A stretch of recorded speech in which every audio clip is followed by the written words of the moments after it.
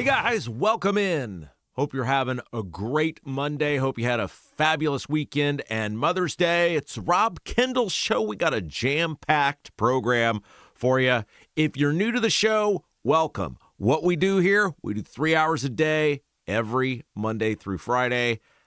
And our wheelhouse, Indiana news and politics and government. We put some national in there as well, but for the most part, we're talking about things that are happening right here in the Hoosier State and how things affect us here in the Hoosier State. If we talk about things somewhere else, which we're going to today, it's how it affects us here at home. Before we get into the program now, and man, big interview coming up here a little bit after 10 o'clock. Jason McCoy from the Property Rights Alliance is going to be with us. Of course, the Property Rights Alliance, they are the people that are fighting the Mid-States Corridor down in southwest Indiana. You guys will recall the Mid-States Corridor is the plan to connect I-64 to I-69. It is wildly unpopular in the southwest corner of the state. It's a $4 billion plan, and it's come out that that plan will benefit the business of Indiana's Governor Mike Braun. Huge expense. Residents there vehemently against it. The state of Indiana, under the Braun administration, appears dead set on trying to jam this thing through. And so Jason McCoy, part of the Property Rights Alliance, will be with us talking about the group of citizens who have banded together down in southwest Indiana to stop the Mid-States Corridor. So we'll get to that in a little bit. We're going to talk about the Republicans. Look, you know, one of the reasons I think we're effective is we point out the hypocrisy of these people. And it is amazing to me how these politicians, these political people, have zero shame whatsoever. Things that not all that long ago they were for, things not all that long ago that they were all about, they now act like it's the biggest deal in the world. And there's something going on in our state the Republicans are proposing now that is exactly what they have done in the past. Only now they believe it's working against them, so now they believe it has to be stopped. We'll get into that as well. We're going to talk about how people are feeling about money in politics. New poll out about, and look, I have sort of changed my mind on this over the past decade and a half. I used to kind of be a firmly money is free speech person, but the money in our politics is getting so ridiculous, and it is so rigging the scales in favor of one side or the other based on who can spend the most. I think we got to have a really serious conversation about how people are viewing money in politics in the state of Indiana. And so we'll get into that. There's a new poll out talking about how people across the country feel about money in politics. It's just going to be a jam-packed show today. A lot of fun stuff going on. We've got a new camera today, by the way. So if something breaks, if something goes down, it's just like everything else around here. It's all trial and error. Every day when we do something new, you're going to see it when we see it. We do our best to test these things, but this camera, it could shut off at any moment. Who knows? It's part of the fun of the Rob Kendall Show. You never know what's going to happen, and neither do we. Let's spin the chamber, Boris. All right, let's get into the show, shall we? And let's talk about the big news that came down on Friday. Look, it's the thing we've been telling. If you've been listening to this program, if you've been listening to the old show, that's how far back this goes, the old radio show that we were telling you this. And it finally came to fruition. This is why it pays to listen to this program. Because we're not bound to either side, because we're not on anybody's team, we can look you right in the eye and tell you on both sides exactly what's going on.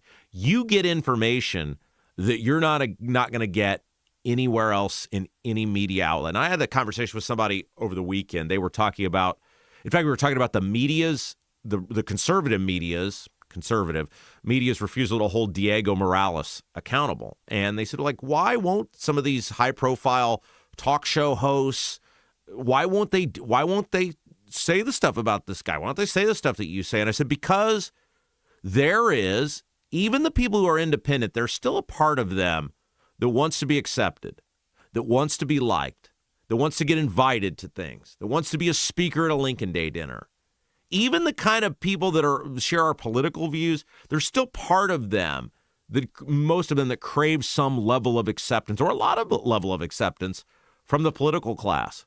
And as long as the political class defends Diego, they're not going to risk that. Look, everybody knows what Diego is. Certainly inside the central Indiana political class bubble. Everybody knows what he is. It's not in dispute. It's not like up for debate. But that's the difference of our program. We don't care. When we tell you something, it's because we believe it, because we've done the research. We are on this program, we are only beholden to you. It is truly, I would say, independent journalism, but I'm not really a journalist per se. It's independent media. Independent in the sense of, look, I'm a Republican. I'm not giving up that Republican in good standing status.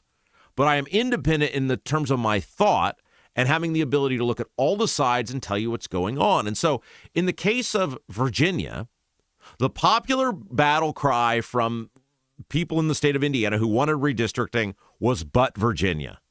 Like, every time you would bring up the thing about the maps and the fairness of the maps and trying to create maps that represent the people of Indiana, because really, let's face it, we are moving to a point where our maps, our congressional maps, our state house maps, our state senate maps, they're not about representing the people, which is what they should be. They're about representing a political party. And whatever political party's in charge, that's how we're going to draw the maps. And so one of the nice things that's come out of this is you have seen the Republicans in Indiana be forced to admit they don't give a damn about fairness. They don't care at all about good representation. They don't care about equitable representation, not in terms of who wins the elections, but in terms of drawing maps that fit communities of interest, that keep people together with like-minded interest, that have points of commonality where your representative would, and heaven forbid this, actually represent you. I mean, that's the word, right? Represent. It's not supposed to be represent a political party. It's supposed to be we represent people of like-minded interest, and that should be the goal of the district. It's why, on the other side of the aisle, I've said the map in Louisiana was so ridiculous. You have a district that snakes across the entire state. Why? Because under previous Supreme Courts, they had felt they had to draw congressional districts that guaranteed black representation, or that black people were going to be the decider on who was their representative. That's super racist and wrong. The same way as the Republicans here in Indiana carving up districts to ensure Republican representation rather than good representation is wrong. Look, I think if we're being totally honest with ourselves, as much as I don't like the guy, as much as I don't agree with just about anything he stands for, if you look at the city of Indianapolis now, Andre Carson represents the city of Indianapolis. I think if you're being perfectly honest with yourself, Andre Carson represents the city of Indianapolis. These are the same group of people that have for 3 times elected Joe Hogsett to be their mayor.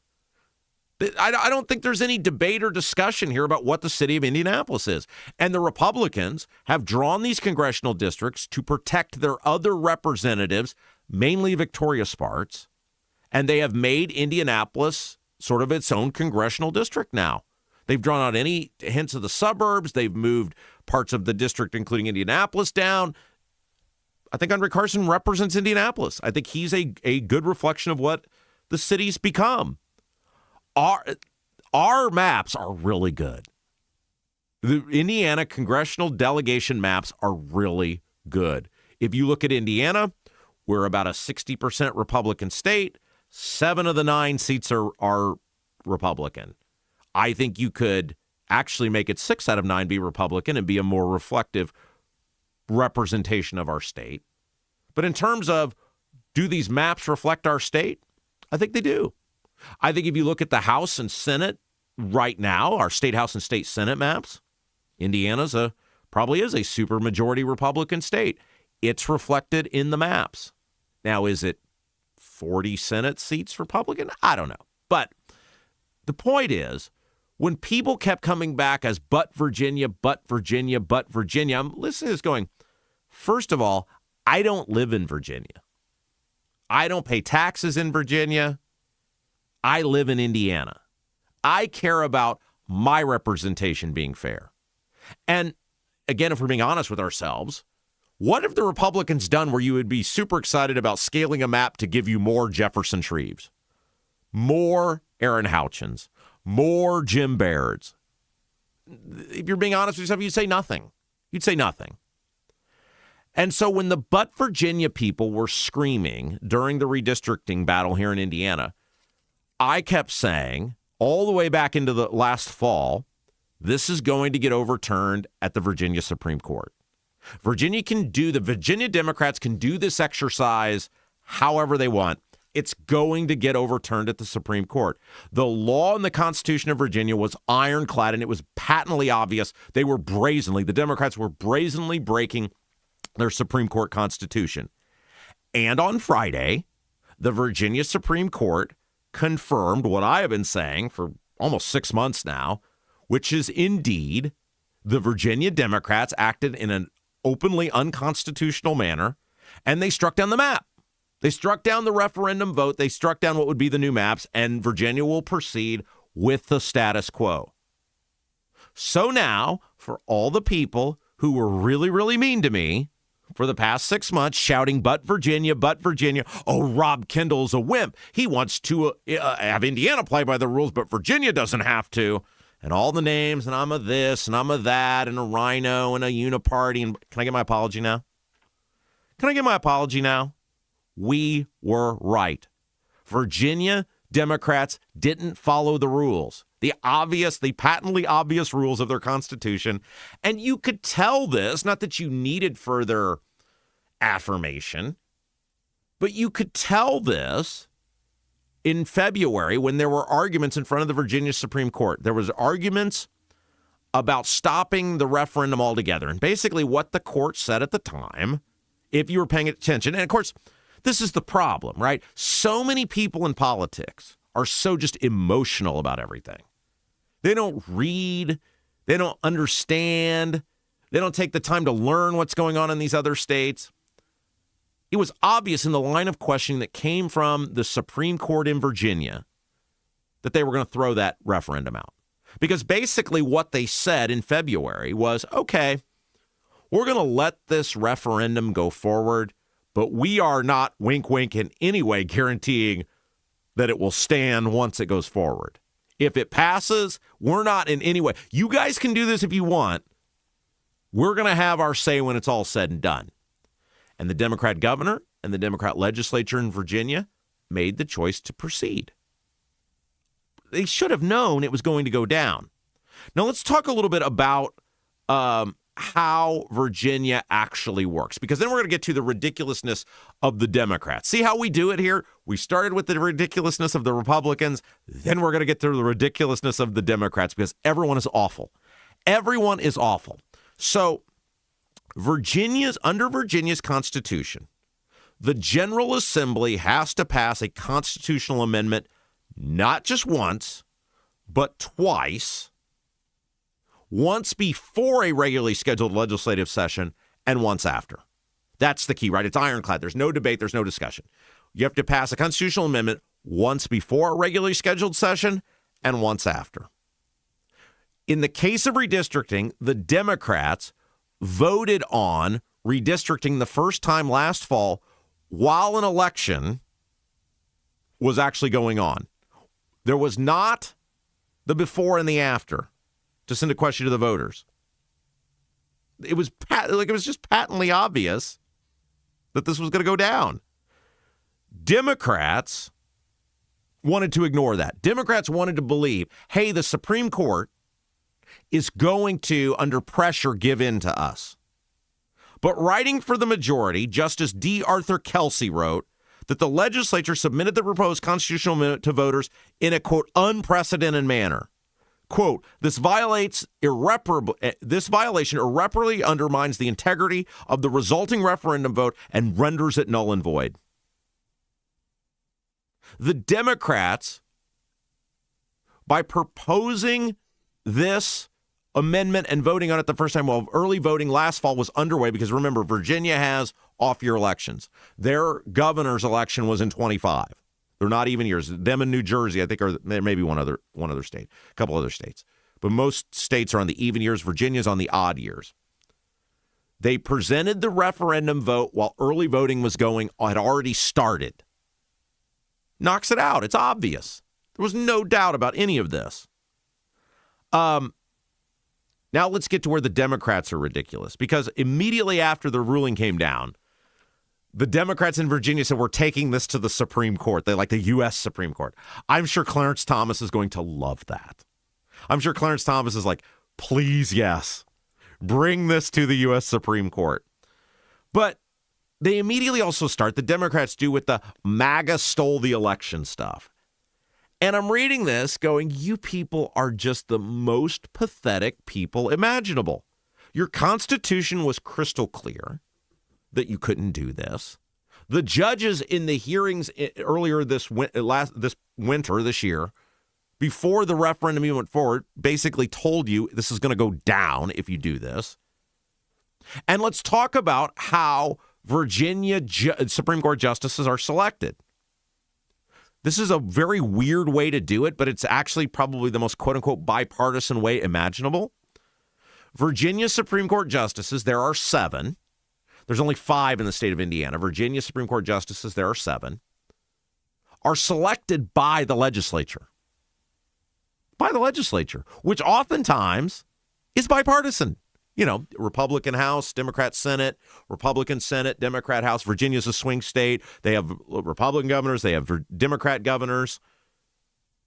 And they serve for 12 years. It's not a lifetime appointment. It's for 12 years. So throughout the course of the past 12 years, you have had bipartisan legislatures select these judges. Bipartisan. And yet, because they didn't rule the way the Democrats wanted, in a patently brazen, blatantly obvious violation of their Constitution, that everybody who was remotely fair or paying attention said, this is going down. Whatever anybody does, don't do it on Virginia. This is going down. The hearing in February backed that up. But this is politics, right? The Virginia Democrats said, we're going to ram this illegal, unconstitutional thing forward anyway and dare the Supreme Court to strike it down. To the credit of the Virginia Supreme Court, they said, okay, we'll do that. But the whole MAGA stole the election stuff from the Democrats is pathetically laughable. They didn't steal anything. MAGA doesn't control the Virginia Supreme Court. The Virginia Supreme Court just said, we can read. You broke the law. You can't do this. Now, look, a lot of these states are going to redistrict now based on the Supreme Court, the U.S. Supreme Court, ruling that rigging congressional districts to favor black people is unconstitutional and racist. And that's okay. I don't have any issue with that. If they want to do that, because the maps in Louisiana were brazenly unfair. You can't have a district that snakes across the entire state. Every state, including Indiana, should have a vested interest in drawing maps that represent population, that represent communities of interest. And then the parties, and what a novel idea, run good candidates, fund them, and win on a battle of governance and ideas. I know. What a radical rhino idea that is, right? That the parties run good candidates in fair districts and win on ideas. Ideas about governance that's for the people. Ideas about governing that benefits the collective. Ideas of governing that puts the special interest aside and actually pushes policies that help the taxpayers. This is why I've always been so against this, whether it's California or Virginia or Indiana or Louisiana. We shouldn't bail out bad governance by changing the maps to reward bad governance. We should reward good governance by electing people who run on ideas and follow through. We're never going to get that as long as we just keep rigging these maps in favor of one political party. And thankfully, the Virginia Supreme Court said it's not happening there. Guys, we have a new sponsor, and I can't wait to tell you about our friends. Well, they're actually an old sponsor. They've been a part of us with State House Happenings for years, and now they're with us here on the Rob Kendall Show, and that's the Honeysuckle Hill Bistro and Cottage in beautiful Brazil. Look, it's a little out of the way. I get it. Brazil's not in everybody's backyard, but this place, totally worth the trip. It's got a scenic waterfront view, and the Honeysuckle Hill Bistro provides fabulous outdoor seating for a perfect, peaceful evening away where you can relax, breathe, and enjoy a made-from-scratch meal. or as they like to call it with the Honeysuckle Hill Bistro and Cottage, Hoosier Grub. Honeysuckle Hill Bistro and Cottage invites you to try their Hoosier breaded tenderloin, which with all modesty, they feel may be the best in the state. And you can't leave the Honeysuckle Hill Bistro without trying one of their dessert pies, all made from hand. Down-home food made with love, the Honeysuckle Hill Bistro and Cottage, located in beautiful Brazil, on the water. They're so Hoosier hospitality, the restaurant literally located in the owner's, Andy and Jody's, home. How about that? Open Friday and Saturday for dinner, Sundays for brunch buffet. Reserve your spot today and try something different this weekend. 812-443-3003. 812-443-3003. The Honeysuckle Hill Bistro and Cottage. You can Google them and find them that way. Check out all the fabulous dishes they have. A new sponsor right here on the Rob Kendall Show. If you're looking to get away, Brazil's not that far from downtown Indianapolis, guys, and it's totally worth the trip. You will absolutely love it. Honeysuckle Hill Bistro and Cottage. All right, we're off. We're rolling. We got so much to get to today, guys. We got so much to talk about. Coming up next, let's laugh at the Republicans for a second, shall we? Because they are feigning outrage over something they allege the Democrats did in our elections on Tuesday that they thought was the greatest thing in the world when they did it not all that long ago. We'll talk about it. Coming up next, you're watching Rob Kendall Show.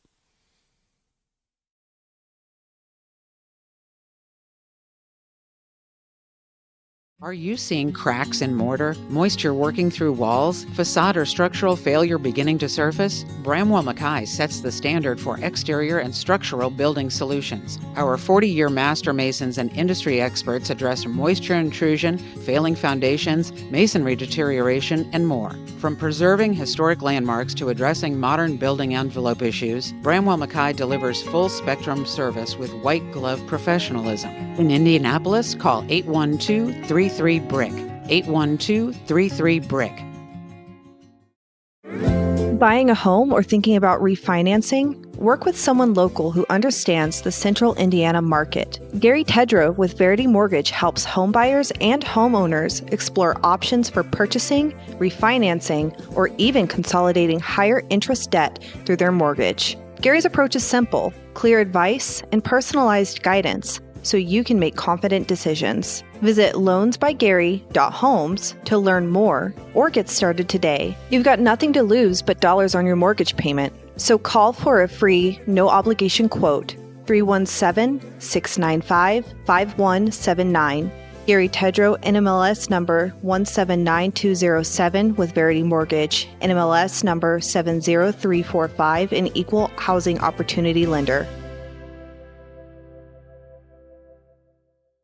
Is your driveway showing signs of wear? Freeze-thaw cycles, road salt, environmental buildup like mold and dirt can all cause unsightly damage that can end up in an expensive repair. That's where Seal Now comes in. Seal Now are the clean, seal, and stain professionals that can help you protect your outdoor surfaces. Got a worn-out fence or deck? They can revive the look while providing long-term protection. Call today, 317-548-2002, or visit sealnow.com. Not only will you get a free estimate, but mention you heard about Seal Now on the Rob Kendall Show and receive 20% off any long-term sealing project.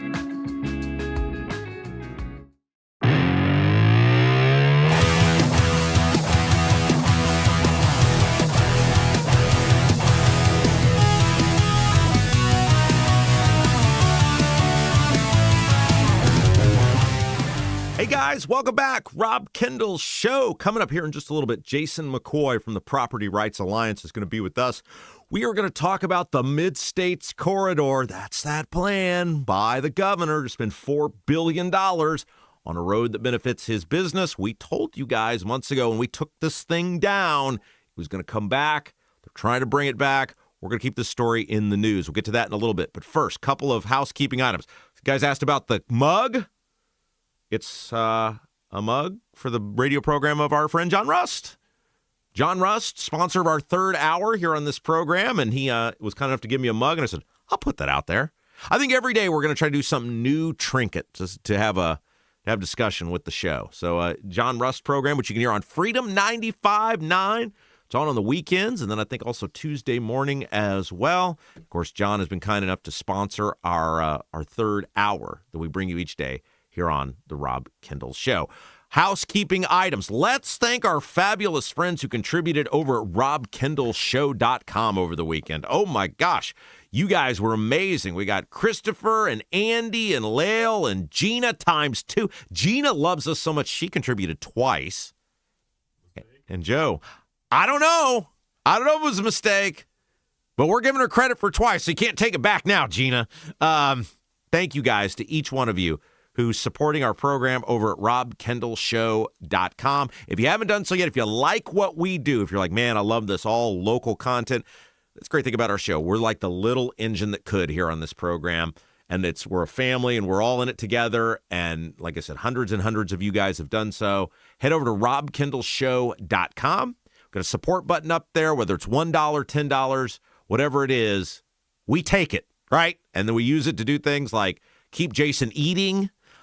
We continue to build out our studio. We got a bunch of stuff we're still doing with that. All sorts of cool little gadgets and gizmos we're going to be buying here to make the program better.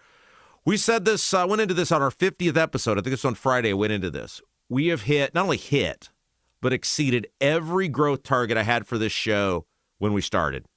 Where we're at in 10 weeks, I never thought we would be. And we have opportunities that are opening up that I never thought was going to happen. And that's because of you guys.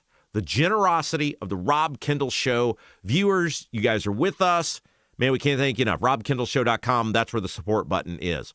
Also at RobKendallShow.com, the link to the live show. If you guys want to join us June the 27th, we're going to have a rocking good evening. It's going to be awesome. The Rob Kendall one-man live show. We're going to tear the frickin' house down.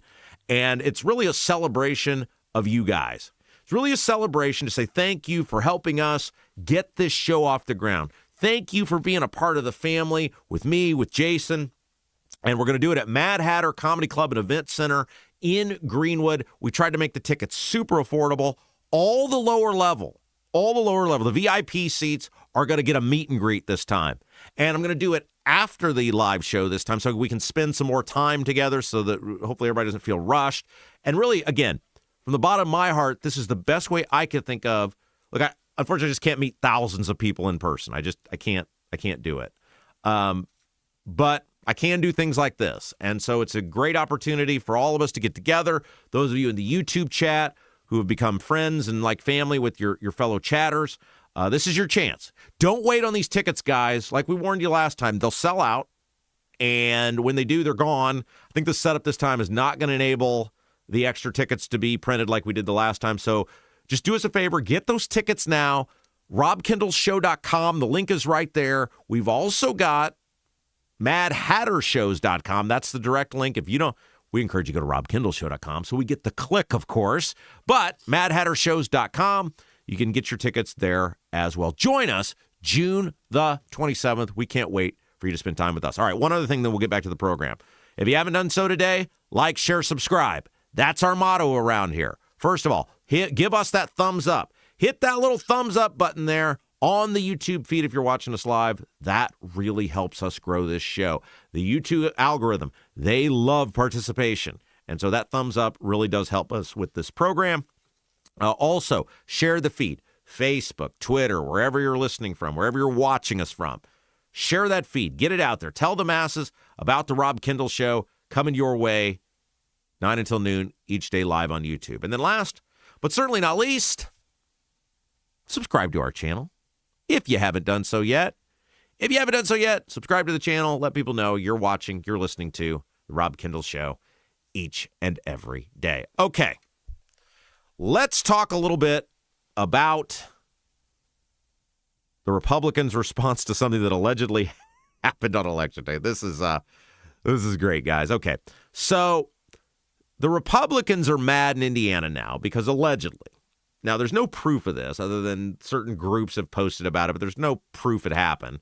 Not that anything illegal happened anyway, but the Republicans are outraged because Spencer Deary allegedly got a whole bunch of votes from a bunch of Democrats who crossed over to vote in the Republican primary for state Senate in Lafayette. So, of course, Spencer Deary, the incumbent senator, challenged by Paula Copenhaver, And Paula Copenhaver was backed by the Turning Point USA people, got the Trump endorsement, and she was, very contested race. Deary wins by like 3 or 4 votes. Now, there's a hearing today about this, about provisional ballots, overseas ballots, so could change. Right now, as of us doing this program, he was leading by 3 or 4 votes. I mean, it's amazing how close this race ended up being. And now the Republicans are feigning outrage because allegedly some Democrats crossed over to vote in the Republican primary. Now, most of you guys are voters. You know how this works. The primary, you can pick whatever party you want. There is no, you have to be a Democrat, you have to be a Republican. You walk into the voting booth and you say, I would like a Republican primary ballot, please. I would like a Democrat primary ballot, please. No mandates, no nothing, right? You make the choice. You make the call. And that has been the way it's been for a very, very long time. Now, the way you vote in the primary you pull affects your ability to run for public office, as we know, right? You have to vote in 2 consecutive primaries, unless the unelected precinct or the county party chairman likes you. Now, if the unelected county party chairman likes you, they can waive the rule and let you run. If they don't like you, then you don't get to run. But in order to run for public office, you have to vote in 2 consecutive primaries of either party. So basically 80% of the public can't run as a Republican or Democrat. But you get to pick whatever ballot you want. So theoretically, right, like if I, Rob Kendall, went in next year, I don't know if there are elections. I think there are. I think next year there are local municipal elections. And I said, I'd like the Democrat primary ballot, please. Or if Greg Ballard gets the 10%, there's primary ballot access. I'd like the Lincoln Party ballot, please. Well, then I would be ineligible if the county chairman didn't sign off. I mean, based on the fact that I've been banned from the Lincoln Day dinners, I'm guessing I wouldn't get that signature. I would be banned from running for public office as a Republican. So even though I have no intention to run for public office anytime soon as a Republican, you better believe I'm not about to ever give up the ability to do that. So I'm eligible because I keep pulling a Republican ballot. The point is I can make the choice. You can make the choice when you go to vote. The Republicans now are outraged because they're trying to justify Paula Copenhaver losing based on the fact that these unnamed Democrats in many cases, or anonymous Democrats, or people part of groups, Democrat groups, are claiming that Democrats crossed over to vote for Spencer Deary. And now they're saying we must close the primary system. We must close the primary system. Did it shut off? No, we're fine. New camera. You never know. Whatever happens with this camera. Oh, okay. Very good. Like I said, the great thing about this show, guys, you see it in real time when we see it. And we told you from the first show, something could break. Not our fault. I mean, it could be our fault. But we learn as we go.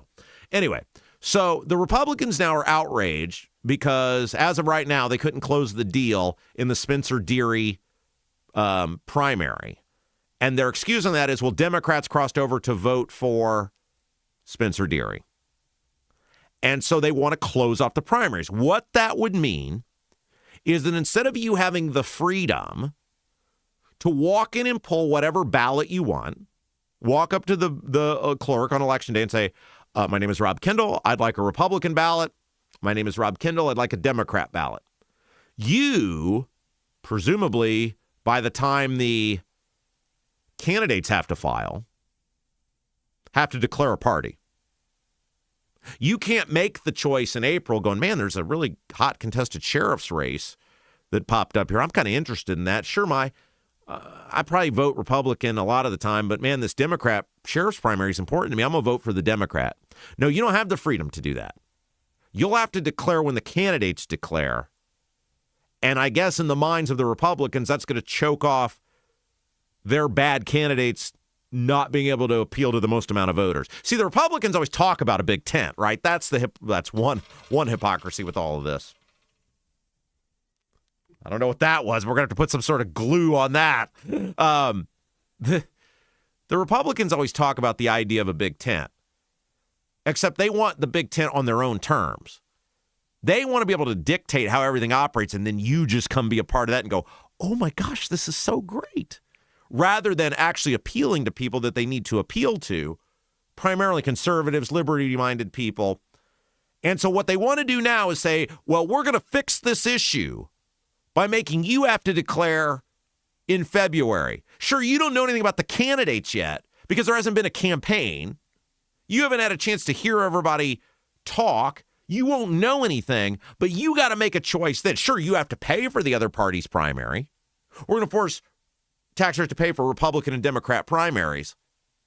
But we're not going to allow you to participate in one of them. Make the choice what you think is best for you. You've got to do it in February when you don't know anything.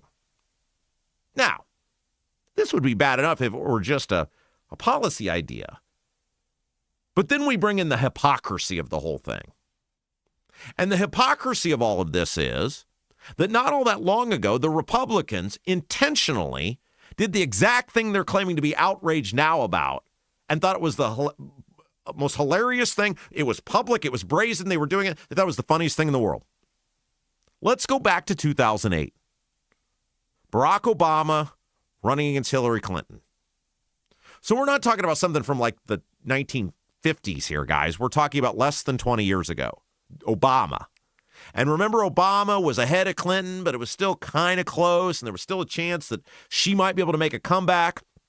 And Rush Limbaugh came up with an idea, what was called Operation Chaos, where in all of these primaries that were still going, Indiana votes late, so we were one of them, he said, hey, if you're a voter in your primary, go vote in a Democrat primary if you're a Republican and pull the Democrat ballot and vote for Hillary so we can screw with Obama. Not you're for Obama, not everybody's about Obama, not everybody's a Democrat for Obama. Just go screw with Obama. And Indiana was one of the places, and this was right about the time I started paying attention to politics. Like, I'd always been a voter, but I wasn't watching super close. This is right about the time I started watching super close, and I remember this happening, and I remember people walking out on Election Day because there were huge crowds for this, and I remember people walking out, giving the thumbs up to people and laughing about it in line at the voting place that they were doing this. Like hundreds of thousands of people probably did this in 2008. It wasn't a secret.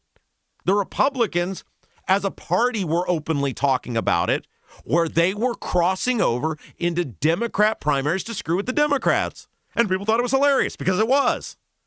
It was hilarious. It was funny. But now that it's happening to the Republicans, and it might have cost them an election, well, it's not so funny anymore. They're not outraged. They weren't outraged when they did it. They embraced it. They leaned into it. It was like official party doctrine. You guys cross over. There ain't nothing to vote on the Republican side. Vote for the Democrats. Screw with Obama. Okay? Lots of people did. In fact, many of you hearing my voice or seeing my face right now, you probably did that. But now the Republicans, because they are completely hypocritical, they're completely disingenuous, and are outraged that it happened to them, or might have happened to them, we don't even know, but might have happened to them, and cost them a winnable race because they couldn't close the deal with Copenhagen. Now they want to change the rules in the middle of the game. We must stop this from happening. We must stop people from screwing with our elections the same way we screwed with our elections and thought it was hilarious not that long ago. Hey, is your driveway showing signs of wear? Freeze-thaw cycles, road salts, environmental buildup like mold and dirt can all cause unsightly damage that can end up in expensive repair. That's where Seal Now comes in. Seal Now are the clean, seal, and stain professionals. They can help you with your outdoor surfaces, and man, do these guys do awesome work. They do a lot more than just concrete, by the way. Yeah, they do patios. Yeah, they do driveways. They do sidewalks, all the concrete stuff, but they also do decks and fences and pergolas. Basically, any exterior concrete or wood outdoor structure that needs cleaned or maintained. Seal Now are your guys. Call today, 317-548-2002. 317-548-2002, or visit sealnow.com, SEALNOW.com. Not only will you get a free estimate, but mention you heard about Seal Now on the Rob Kendall Show, and you're going to receive 20% off any long-term project. 20% off any 20% off any long-term ceiling project. 20% off any long-term ceiling project just by mentioning you heard about Seal Now on the Rob Kendall Show. SealNow.com. Let's talk about money in politics for a few minutes, shall we, guys? This data is fascinating to me. And I don't know where you guys are on this, but I have done a 180 on how I view money in politics. Like, there was a time years ago where I really believed, hey, money is free speech. And you earn that money. And if you earned it legally, you should be able to do what you want to do with it and give it to who you want to give it to. And that includes politics. And there's a big part of me that still wants to believe that that's the way it should be. But I have seen time and time again how the money has corrupted the system to the point, and you guys, look, let me know, by the way, let me know how you feel about this, the story we're about to talk about here in the YouTube chat. Let us know. For those of you who are new, welcome. At the end of each show, Jason reads the best YouTube comments of the day. It's brought to you by Black Sheep Plumbing. And in order to be a commenter on our YouTube chat, you got to be a subscriber. The benefit of being a subscriber. I want to know how you guys feel about this. I've changed this. I think I am for starting to put some real parameters around how money is given to politicians. If we're not going to cap the amount of money that can be given, then we need to get rid of the PACs.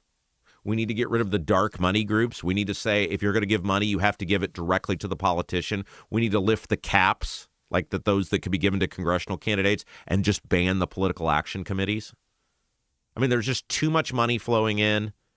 Nikki Kelly laid out, that was 2 weeks ago on our show, how hard it is to track the money that Mike Braun and his groups gave because there's so many of them. It's not right. At the very least, we have a right to know who's giving to who's giving for what. It's basically impossible. I mean, I'm really into this, and I can't follow it. There's no way the average person's going to be able to follow it.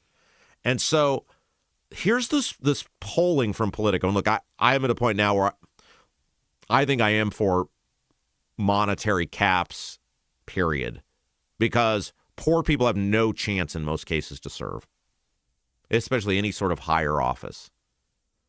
I mean, you think about the amount of money that came in from these special interests. Let's just use like the congressional race where I was. The amount of money from special interests that came in behind Jim Baird and Craig Haggard compared to John Piper, who got nothing. And look at Piper. Piper got 9% of the vote. Big part of that was this show, guys. Don't kid yourself. His advertising on this show, a lot of people heard him and go, yeah, it pays to advertise here. Who's the one guy who won easily? Who's the one senator who won easily? Greg Good. What did he do? He advertised on this show. It works, guys. It does. But John Piper had no chance in that race. Not saying he would have won anyway, but certainly when you look at the special interest money that came in for both Baird and Haggard, no chance. And we see this in state Senate races, state House races. You see this in the congressional, all of the races, right? Unless you're a mega money person, it's why people are always like, Rob should run for governor. And what have I told you guys? Unless someone can guarantee me $10 million, I'm not doing it. Because the $10 million that I would raise or would get would be equivalent to $100 million for some other candidate because of all the earned media that I would get. I would turn, and the creative way we would do our ads and spend the money. Look at what we've done here with a shoestring budget.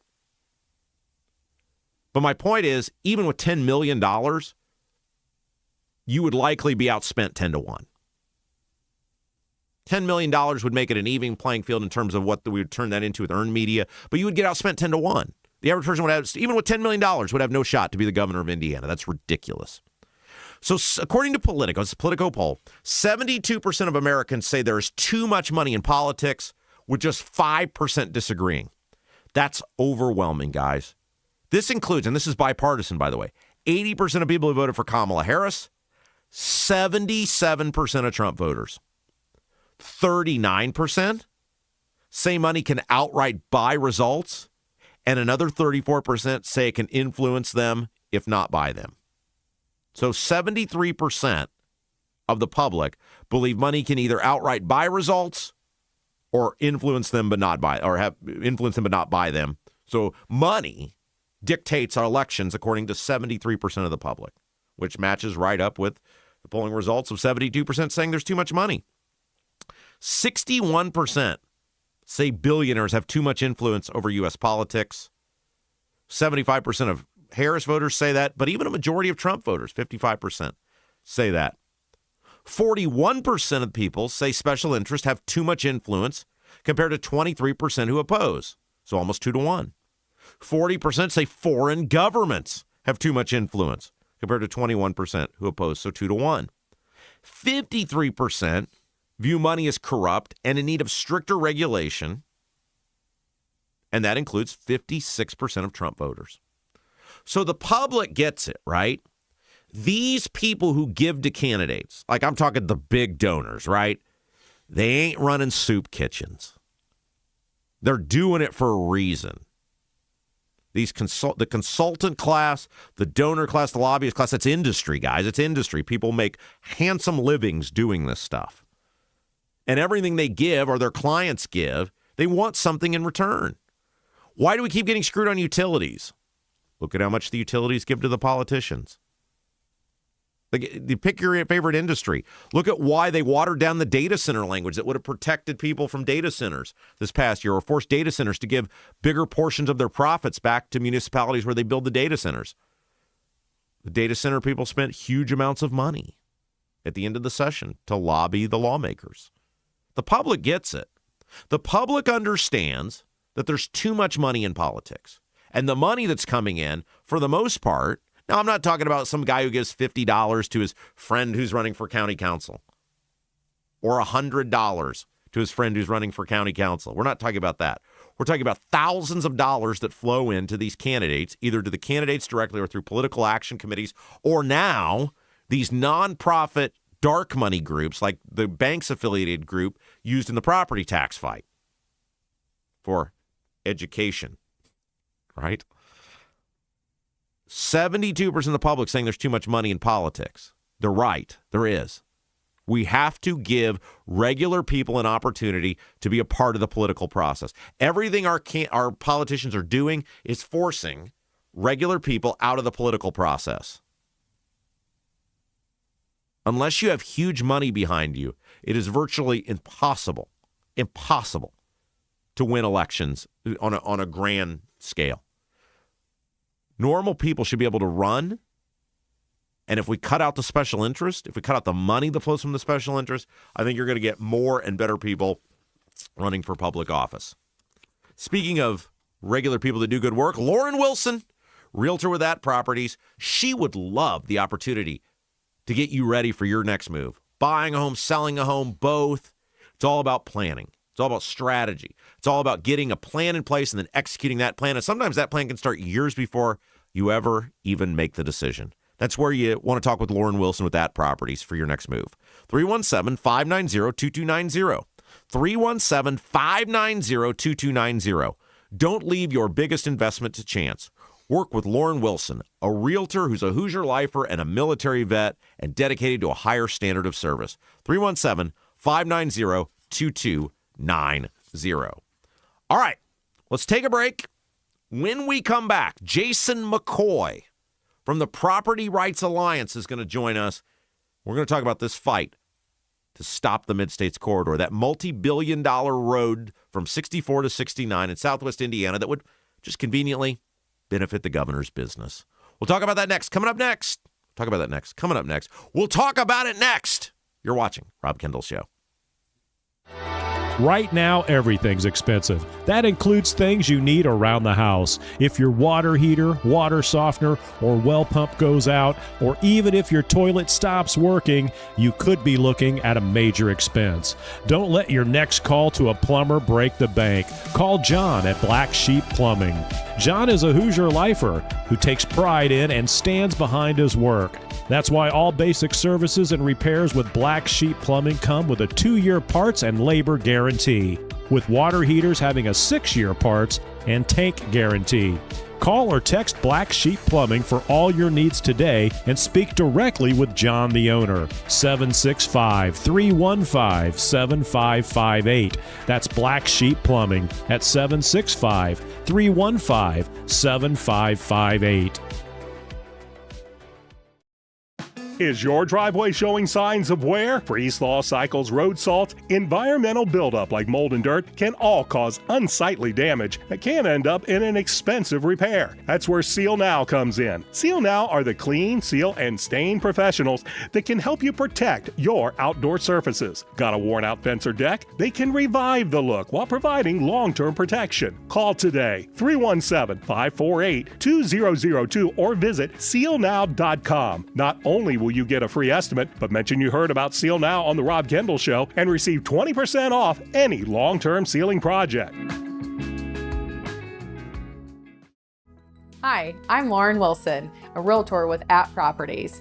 Born and raised right here in Central Indiana and a Hoosier through and through. Selling your home is a massive undertaking, and I completely understand what that is. That's why when you work with me, we put a great plan together to make sure that when your home comes to the market, it is in the best light possible. Again, I'm Lauren Wilson, 317-590-2290. 317-590-2290. Let's put a plan together and get your home sold.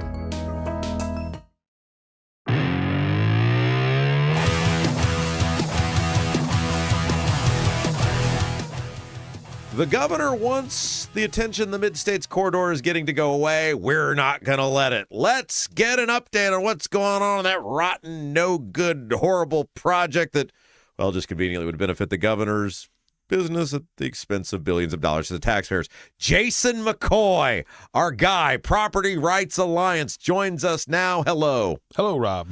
So tell us again about your group. Kind of just walk us through the foundation of this group at a very high level, because a lot of people remember the stuff we did on IBC. But for those who don't, kind of tell us about your group and about this Mid-States corridor and why there's such opposition. So the Property Rights Alliance came about a year and a half ago, sort of in response to some comments that some of the elected officials in Du Bois County, Jasper, Mike Braun's hometown. That's right.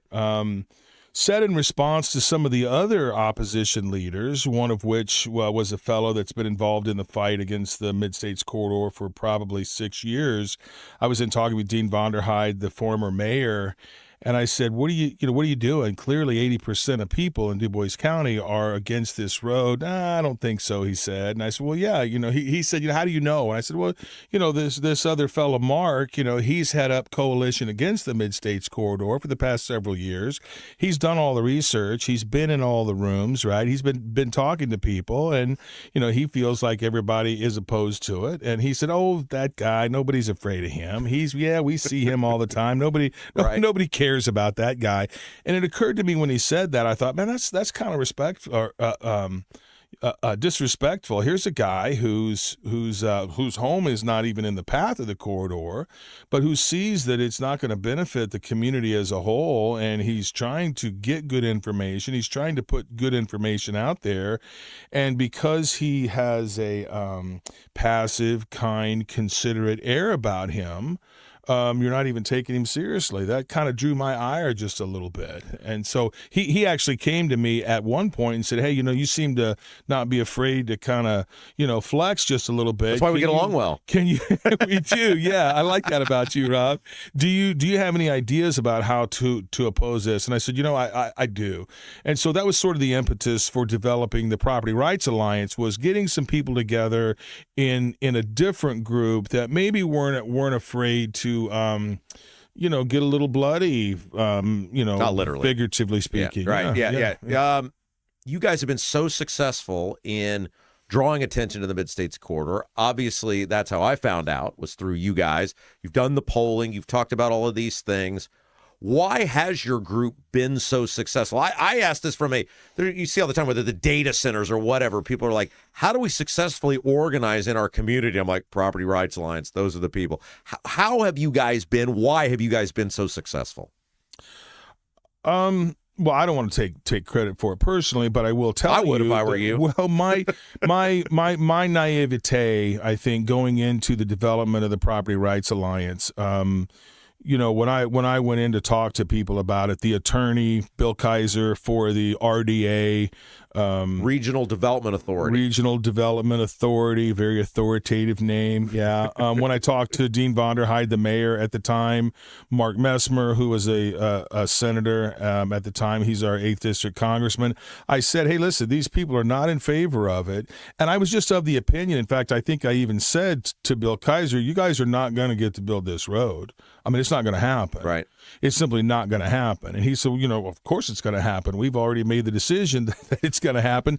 And they thought that was laughable. Through my naivete and maybe stubbornness and what have you, I thought, well, no, I know that the majority of people are not going to be in favor of this. And when the people find out, when we peel back this veil of secrecy that you guys are operating under, and people see what's going on. What happens when you fling open the door of your rental that you just had to evict your terrible tenants, and then shine the light in the rats and the cockroaches start running. The minute we do that, right, people are going to start. You guys are going to start to scurry and scatter, and people are going to engage, and they're going to become engaged. And I think that probably is one of the biggest things. It was we peeled back the veil of secrecy and we started shining a light on it. And they didn't want that. It's grown. That's the amazing thing to me is your group has continually grown. And I think that's probably key, whether it is data centers or in this case, the Mid-States Corridor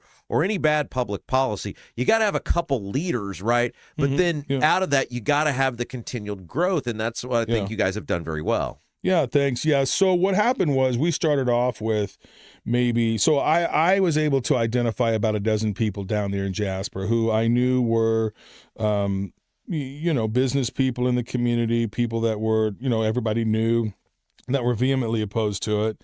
And I said, hey, let's sit down at a round table and just, tell me how you feel about this. Are you opposed to it? Are you opposed to it for the same reasons that it seems like everybody else is? It's not just people losing land. It's all the things everybody's heard ad nauseum over and over of why this thing is bad. And then that half a dozen grew into a dozen, grew into 2 dozen. And when you start becoming organized like that, people do want to join. It wasn't hard to find people who were opposed to it. And I don't think, this is one of the things, we didn't have time to go into it when you were with us on IBC, but I don't think people understand the magnitude of what you guys are fighting. Like, it gets sort of labeled as, hey, it's Braun's road, right? Braun's the governor. There's a whole institution here, including, you're talking the banking industry. Like, you are fighting some of those powerful people in front of a camera and behind a camera, like behind the scenes. Talk a little bit about that, because I think people lose sight of just how powerful the desire for very connected, rich people is to have this road in Southwest Indiana. Yeah, it's staggering. It is staggering when you think about it. I haven't made any bones about German American Bank. Tell us who they are. Who are they? So German American Bank, right, prior to SB 128 being written into law, and that was a Braun and Messmer construct there. When Braun was a state rep and Messmer was a senator. That's right. Back in 2017. I think 2017. Yeah. So German American Bank wasn't a big institution. I think. Are they an actual bank? Years ago they are a bank. Yeah. I think years ago they had like a $1.1 billion valuation. After SB 128 came about, they really started gaining some ground. Not just because of the promise of the road, but they were able to do some other things too, acquisitions and things like that.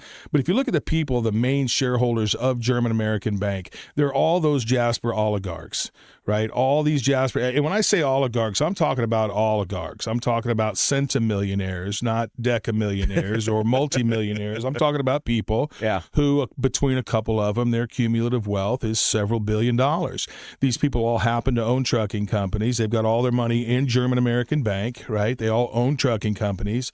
The people that sit on the board of directors of German American Bank also control these other companies, Jasper Engine and Transmission. You've got Styline Logistics. That's Hank Minke. He's one of the main ones pushing. He and Braun. You can go online and see pictures. They're at Churchill Downs together and flying everywhere together. They're all friends. All these people that have businesses down there all have their money in German American Bank. And when they created this regional development authority, that they were never able to do before, right? This was a kind of a bastardization of Eric Doden's intent for. There's another name out of the past. Eric Doden was the IEDC head, right? He was, and then he ran for governor and lost against Braun. Against Braun, yeah, in the primary. All these people, it's always the connected people, right? Right. Well, one of the things Eric Doden said, he came down for a campaign rally down there and at our place, and he said, we took him around and showed him. He said, this isn't exactly what I had in mind. This is an RDA set up specifically for one thing. And they stacked the RDA board with board of directors from German American Bank. And, right? And Sue Ellspermann is on. Sue Ellspermann sits on the board of German American Bank, sits on the board of the RDA. Former lieutenant governor, right? Right. Sue Ellspermann. Yeah. So I just want to point out, it's not that you guys are just fighting Braun. You're fighting a whole system of uber-connected, rich, powerful people. Yeah, German American Bank now's valuation is $8.4 billion. Well, it was $8.4 billion until SB 27 came out, and through that Amendment 11, I think in that week they lost $250 million in valuation. Okay, so what you're talking about, the Bears Stadium bill. By the way, Jason McCoy is our guest. He's with the Property Rights Alliance. They are the group fighting back against the Mid-States Corridor in Southwest Indiana. The Bears Stadium bill had a provision in it that essentially, nobody will fess up that this is what this was, but it was essentially a bill to try to stop the Mid-States Corridor, which would require projects above a certain dollar amount. Was it $250 million? Yes.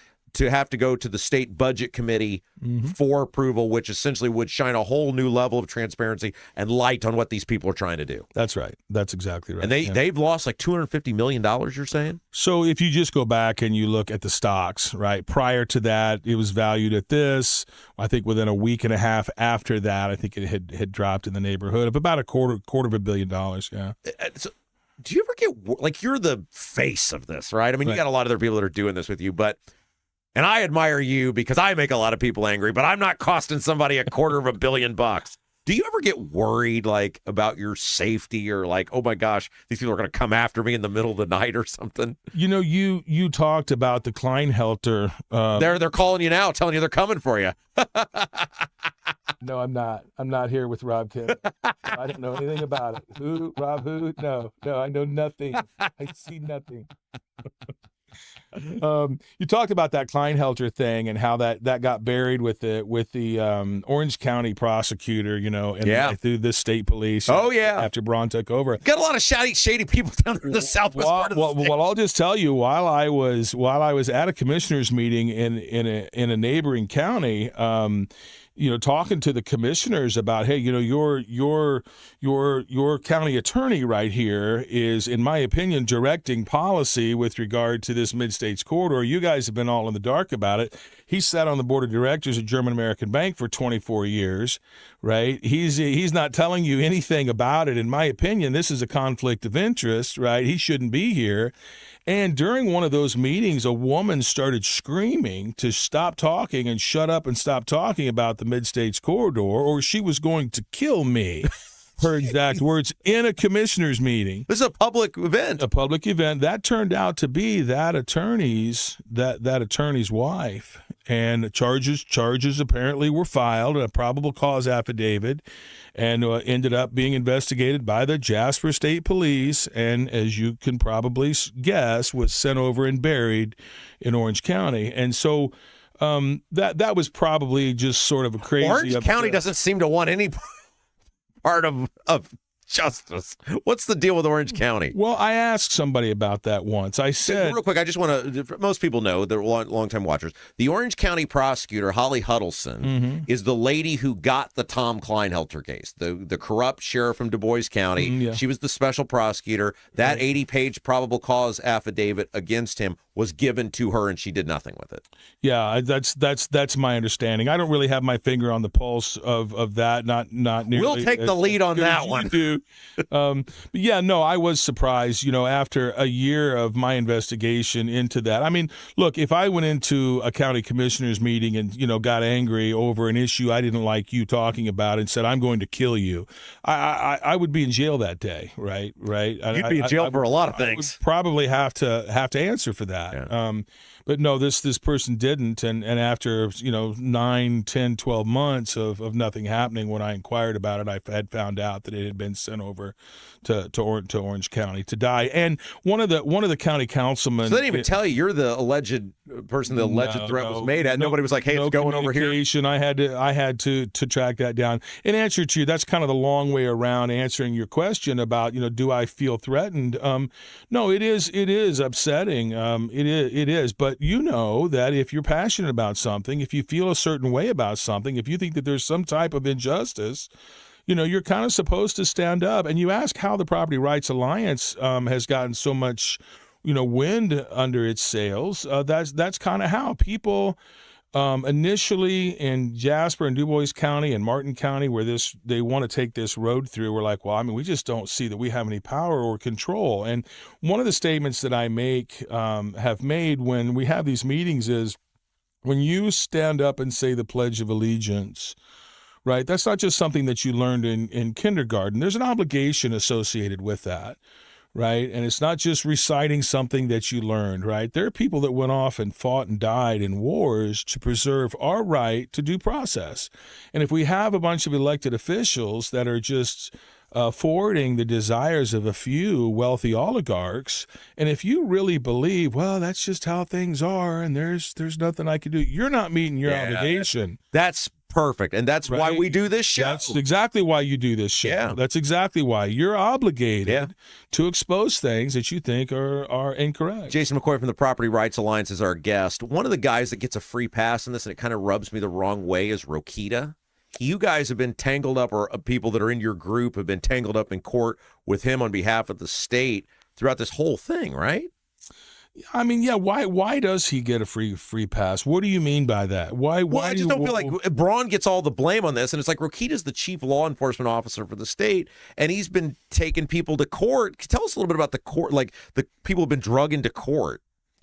Well, one of the things that we did at the Property Rights Alliance, like early on, and I think this is part, you ask about, how have you grown so fast and how have you gotten so much, support from people. One of the things that we first did was we looked into NDOT and their henchmen, their representatives, their representatives, the Lockmiller Group, who's been... And by the way, if you never had a meeting with the NDOT guys, because I used to do this as a local government person, it's like meeting with the mafia. Like, we went to meet with them about something, and they came in and they wanted to talk about something else, and we're like, this meeting is about it. Not anymore, it's not. Oh, okay. I'm thinking Al Capone's going to come out there with a baseball bat at some point. Yeah. Well, they... one of the things that we did was we studied what is the rule with regard to the surveyors coming on people's land. For where the road may go. For where the road may go. Right. And so there is a statute that provides that surveyors can come onto your property. But there's also a rule there that says they have to give 5 days written notice. Well, they weren't doing that, right? And so part of why they weren't doing that is, we felt like was because they just thought, well, we've got the backing of the governor. That's a lot of red tape. We don't want to have to go through that. It'll be inconvenienced. We're going to just we're going to do whatever we want. Yeah. So we're just going to roll in. So, yeah, no, I don't think we're going to do it that way. I think so. I would get calls from people early on. Hey, these people are just out at our property here. Do you want them there? No, ask them to leave. Well, I did. They said that they have a right to be here, that the law says that they can be here. Well, yeah, it does. It's a little more complicated than that. If you don't want them there, call the sheriff, Tom Kleinhelter, and have them get right on it. Trespassed. Well, actually, he did. Oh. He actually did. He came out and told him, beat skins. Beat skins. If you want to come out, you're going to have to get a court order. Yeah. Because the law says ... I think it's Indiana Code BR 549 clearly states that. You know that. Yeah, love that. That's a amazing. That's a hee-haw reference. Yeah, you're a little bit too young to get that, but Jason, right on for catching that. But no, it does say that they can come out, but it says that they have to follow these things. They weren't doing that. So I did encourage people to just, follow the law. Let's learn what the law is and let's follow the law. So Tom Kleinhelter did tell them to leave, and then they had to get a court order. And a court order requires that the state file suit against these people. So all these landowners sent out cease and desist letters saying, don't come back unless you're going to send us notice. Unless you're going to follow the law, don't come back. So Todd Rokita was quick. He fired off, right now we're going to sue all these people. I think it ended up being 168 landowners in Du Bois County. And wait. Todd Rokita sued 168 landowners? I think that was the number. I could be off by a half a dozen, but I think that's Todd, if he's wrong and you want to come discuss it, let us know. You're welcome anytime. But no, everybody piled into court. I mean, all these defendants, dozens upon dozens upon dozens of defendants piled into the Du Bois County. It's like something that have a movie, right? Like people keep saying that. Yeah, when's the Netflix series gonna come out? And I said, when they kill me, then it will be movie worthy. Until then, it's probably just another cool story. Okay, so Jason McCoy, the Property Rights Alliance, is our guest. We're talking about the Mid-States Corridor. They want this road so bad because of the money the trucking companies will make, right? Well, hang on a second. Think about this, though. People say that. How could they make so much money in trucking where they're willing to spend $3.4 billion? First of all, it's not their money that they're spending. It's our money, right, that they're spending. And it's not just that. When you back up and you look at it from a kind of a more three-dimensional point of view, look at the value of German American Bank just since this whole thing has gotten going. It's gone from $1 billion to $4.3 billion, or I'm sorry, $8.4 billion. Just with the talk of this road and all these Du Bois County oligarchs pooling their money together into German American Bank and the RDA being controlled by the German American Bank. Have you seen the dossier? I have seen information. I don't know if it's a dossier, but I've seen information. It is staggering. It's absolutely staggering. When you look at it, all the dots are connected and you're able to go, okay, I see. So before a single shovel full of dirt has been turned, just through this process, and GAB hasn't flourished only because of the promise of this road. But in my opinion, it has an enormous amount to do with it. Okay, so and in those documents that you guys put together, and I wrote an IndyStar column about this, Braun's family are in these documents admitting, hey, this is going to help our business. Yeah, absolutely, yeah. There's no dispute. I mean, I think it was his son was the one interviewed in the, and it's not like they want the road. They're promoting it. We will make a bunch of money off of this. Absolutely, yeah. What's going on now? What's the latest? Because it seemed like it went away. You guys got a bunch of attention to it. We got a bunch of attention to it when you came on the radio show. Thank you for that, by the way. Well, I'm happy to be here. Good job, man. Good job. Good form. Thank you. Yeah, there were some unhappy people, but it was the right thing to do. And so then Jim Pressel, who's the transportation chair in the House, starts talking about it, starts asking the right questions. How can NDOT be canceling all these projects? 400 plus, yeah. But then you have billions of dollars for this road. What is the latest on it now? Because the RFP, the request for proposal, got pulled back, but I said, this is like a horror movie, right? Jason Voorhees is going to raise his hand up. Yeah. Where are we at now with this? It's not done. No. Yeah, I liken it to this. There's three ways to castrate a mule, right? One is the vet comes out and does it with a scalpel, right? The other way is kind of a chemical medication way. And I think the most common way is to kind of put a rubber band around that there and just put that mule in a stall in the barn and close the door. And that tension does its thing and it eventually drops off. right now, everybody in favor of this has that band around them, and they're in the stall. And we've been able to screw plywood over that and put a big padlock around there. Now you can still hear that mule in there kicking the stall. And pissed off, right? Everybody's pissed off, right? Who's in favor of this, and they're going to do everything they can to kick that stall door down. Right. And we know that. One of the things that we had to do was we had to get rid of this terrible RDA. Right. And they're fighting like cats and dogs to keep this RDA. But the county... I want to explain the RDA real quick because they're like, RDA what? This is essentially a regional government body that oversees getting other government entities together to make this project happen. I know that's a very simplistic way. Am I in the ballpark? Yes, you are, right? So the RDA is actually made up of the county council, the city council, the neighboring city council. I think SB 28 says that this particular RDA has to have 2 counties involved, right? So the road was going to go through Du Bois County and Martin County. Mm-hmm. They should have invited Martin County. They didn't. Martin County didn't know anything about it, right? In fact, when Martin County found out about it, when I informed them about it, that county attorney that I mentioned to you earlier, who sat on the board of German American Bank, brought Martin County commissioners over to the basement of the German American Bank at the behest of those county commissioners and said, hey, we want to join. They said, you can join if you don't oppose the road. But if you oppose the road, no, we don't want you. The county that they chose was Sue Ellsperman's home county of Spencer County. So, but they have an 8-year shelf life, right? You have to re-up every 8 years. Right. And so their shelf life came and went. And when we realized that, we petitioned the Du Bois County Council to pull out of the RDA. And they decided after a lot of discussion and after a lot of, the Braun poll came out. Yeah. Right. This showed him at a 62-point disapproval rating in his home county.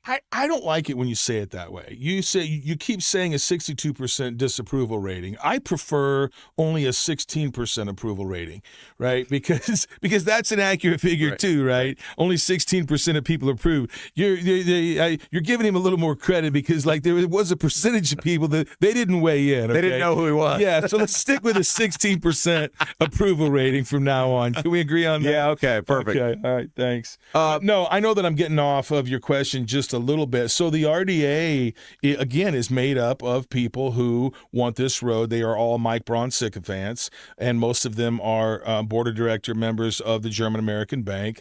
When the poll came out, then the people in Du Bois County, the elected officials in Du Bois County started saying, maybe we need to rethink this here. If the results of this poll are correct, then we might be in trouble. We may never hold public office here again. And so some of them held on. In fact, when they voted to disband this RDA, the final vote came down 2 weeks ago. The former mayor, Terry Seitz, relative of Braun, his wife. Isn't Braun's cousin like the state police guy out there? I think that they are related. Yeah. There was the county council, the Du Bois County Council voted 6-1 to not to renew the RDA. Right. The one member of the council that stayed on and wanted to keep it was somehow related to Braun.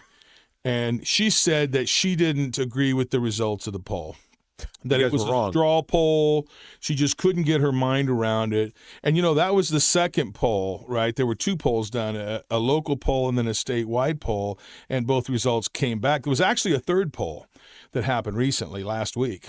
Do we get to see that anytime soon? Well, yeah, I think there's evidence of that third poll that came out. What it was when Dean Vonderheide, you remember, the mayor, quit, turned right around and said, I'm quitting for my health. I'm quitting to spend time with my family. So Mayor Jasper, yeah, quits. They caucus in a Mike Braun sycophant. Yeah. Right. That opened up a spot on the county council. And another county councilman who is opposed to the road publicly decided he's going to run for commissioner, right?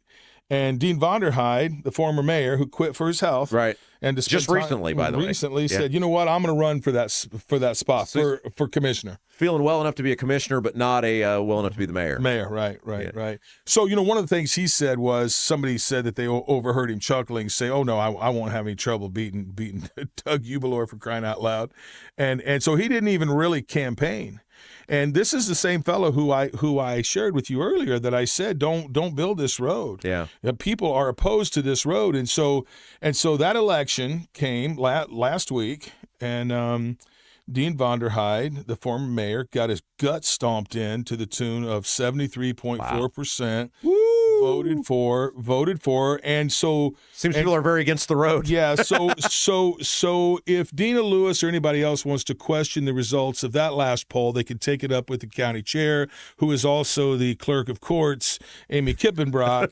I think she refers to that latest poll as an election. Okay, so before we let you go, Braun flapped his gums and Micah flapped his gums, and they said, and then they walked it back, if we don't do redistricting, Trump's going to punish our state.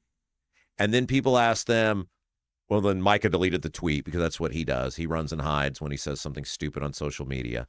But Braun then walked it back. And people were like, well, what projects? What projects are you saying the federal government isn't going to cooperate with? And he wouldn't say. Is it your belief that Braun feels, because they need the federal government, right? Indiana doesn't have the ability to do this on their own. They need help with permitting. They need help with a whole bunch of stuff. Is it your belief that the redistricting stuff and Braun's passion about it and him saying projects aren't going to happen, that the Mid-States Corridor was a part of that, and that's why he's been so passionate about redistricting? Again, it's a given that is what's happening. There is a consensus at home in Du Bois County that absolutely that's the case. That's our educated hypothesis. You ask where we stand now, I'll tell you. I know that they are kicking that stall door really, really hard. Right now, I just caught wind yesterday.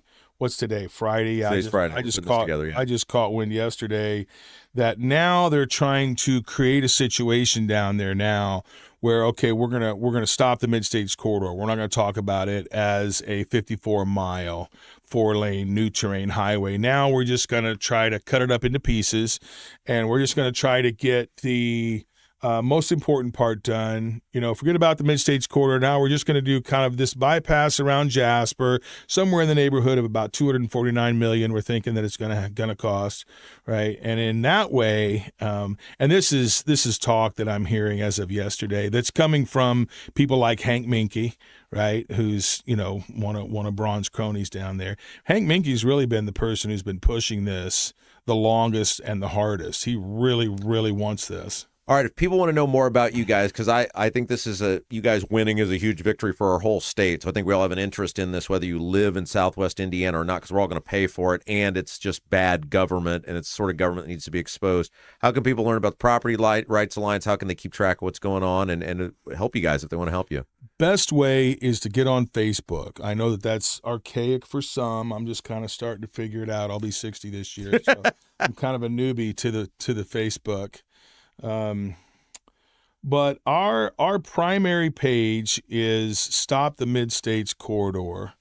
If you go to Facebook and type in Stop the Mid-States Corridor, that is a different coalition. It's coalition against the Mid-States Corridor, but that's kind of our hub. All the Property Rights Alliance information goes on there. There are links there. We have been able to accomplish so much just with small donations from our group. I think their last count, they're at $22.5 million of taxpayer money. We're not getting any taxpayer money at all. We're just all self-funded, but we have been able to accomplish an enormous amount. Just having right on your side, Rob. This. Having right on your side is extremely valuable. Yeah. Jason McCoy, thank you. Thank you, Rob. Yeah, you're watching Rob Kendall Show.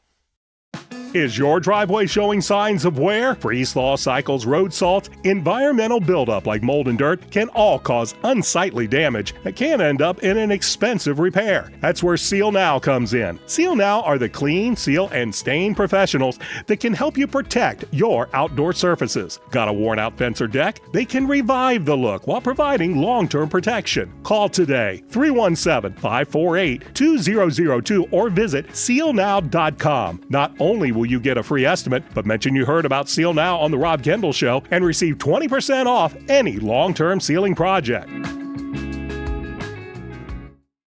Are you seeing cracks in mortar, moisture working through walls, facade or structural failure beginning to surface? Bramwell Mackay sets the standard for exterior and structural building solutions. Our 40-year master masons and industry experts address moisture intrusion, failing foundations, masonry deterioration, and more. From preserving historic landmarks to addressing modern building envelope issues, Bramwell Mackay delivers full-spectrum service with white-glove professionalism. In Indianapolis, call 812-33-BRICK. 812-33-BRICK. Your bathroom fan could be secretly costing you thousands of dollars in damages. Most people don't even know this until the damage is done. With over 18 years of bathroom remodeling experience, here are 3 signs your fan is failing you without spending a dime on inspections. Sign number 1 is if you have foggy mirrors after you shower. This shows that your fan isn't pulling out enough moisture, which creates the perfect environment for mold. If you have a properly functioning bathroom fan that is the right size for your space, you shouldn't see much fogginess on your bathroom mirror at all. Sign number 2 is if you have bubbling, cracking, or peeling paint in your bathroom. This means moisture is soaking into your walls, slowly breaking down drywall, and even causing the wood framing behind it to rot. Sign number 3 is if you have mold buildup on your fan, ceilings, or walls. This is terrible for your health, but also could wreck your bathroom, costing you a fortune. If you're noticing any of these signs, here's what you can do. Call Vent Savvy today at 317-300-4434. That's 317-300-4434, and mention Rob for a free attic inspection.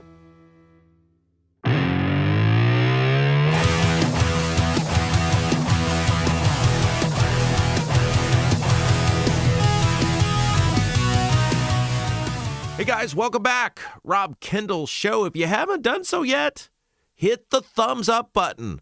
Like this program. That really helps us grow with YouTube, with the algorithm. I know you guys are in there. Hit the like button. Also share the feed. Facebook, Twitter, wherever you're at, just hit the little share button. Let people know we're out here. We grow organically. We grow every day with you guys. You guys have been amazing, and we can't do it without you. Couple of other housekeeping items before we get back to the program. We're going to talk a little bit about yesterday. What a disastrous day for the Pacers. But we're going to talk about, when we talk about sports here on this show, we talk about it if it transcends society. I feel like yesterday transcended society, and some lessons maybe we can all learn from what seems now to be a very bad choice that the Pacers made yesterday, like franchise-altering bad potentially. But not all is lost. Couple of reminders. One, if you guys haven't done so yet, head over to robkendallshow.com. We've got our live feed up there. We've got all of our on-demand platforms up there. We've also got articles every day from our favorite segments that we do here on the Rob Kendall Show and the Sport Button. That has been so helpful for us, guys. You have no idea how far we can stretch $10 on this program, or 20, or 40, or 100. Whatever you feel like contributing, we certainly appreciate it. We maximize it.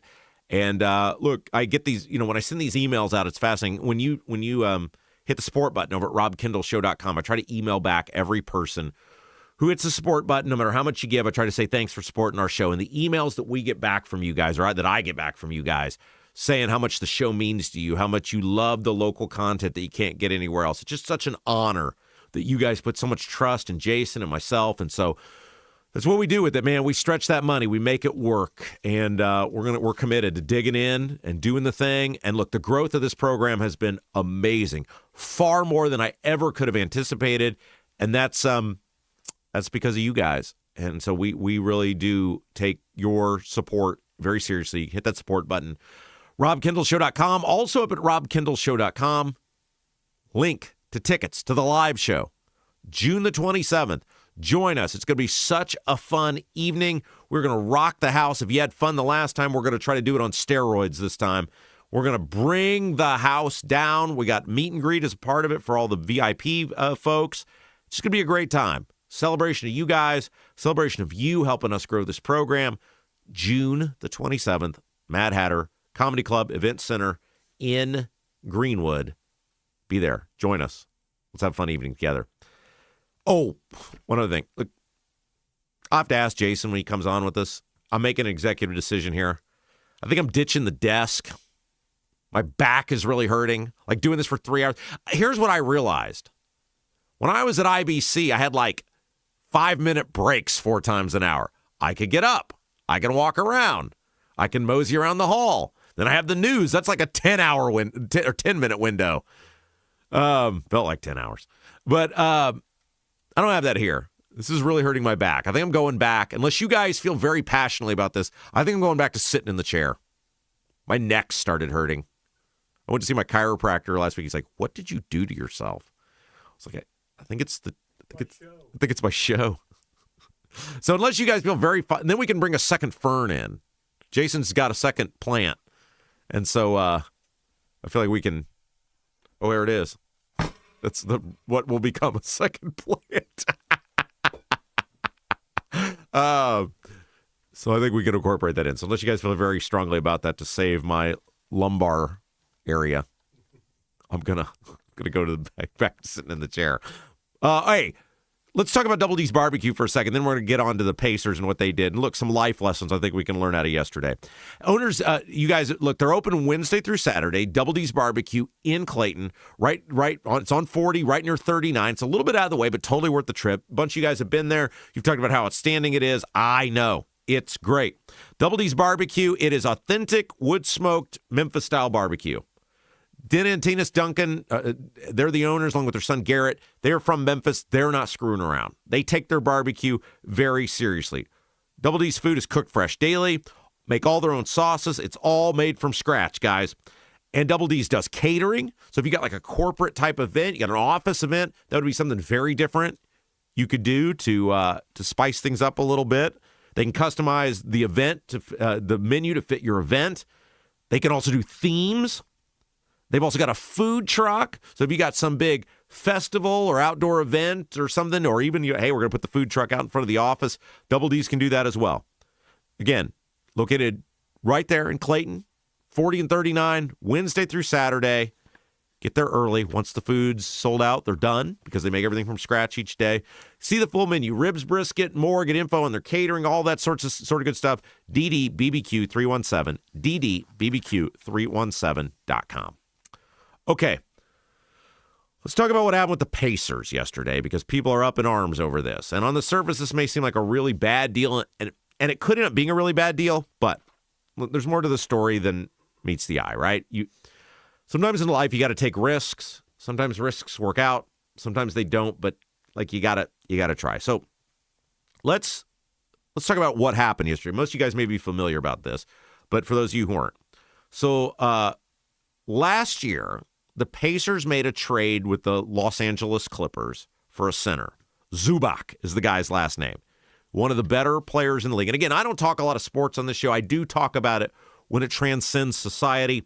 What happened yesterday is like life-altering potentially for the Pacers. Pacers are such an entrenched part of our city, but it's also sort of I think we can get into some things about taking gambles in life and calculated risks. So they traded for a guy, his last name is Zubac. He's a very good center, probably one of the top 10 centers in the league. Center's sort of been diluted, the need for a center in the past 20 years, but guy's a good player.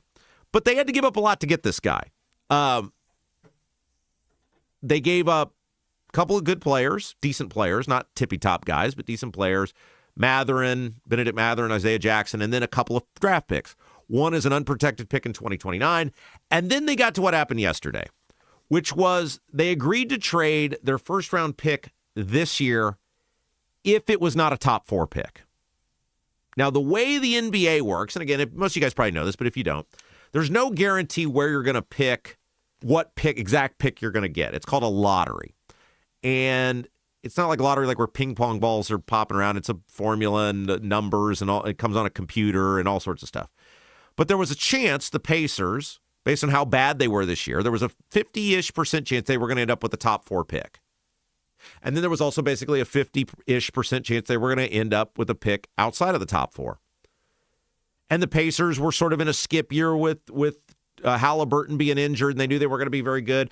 So they traded for this guy Zubac, knowing that they weren't going to win this year. They traded for him for next year when their team is back. He'll make them better next year.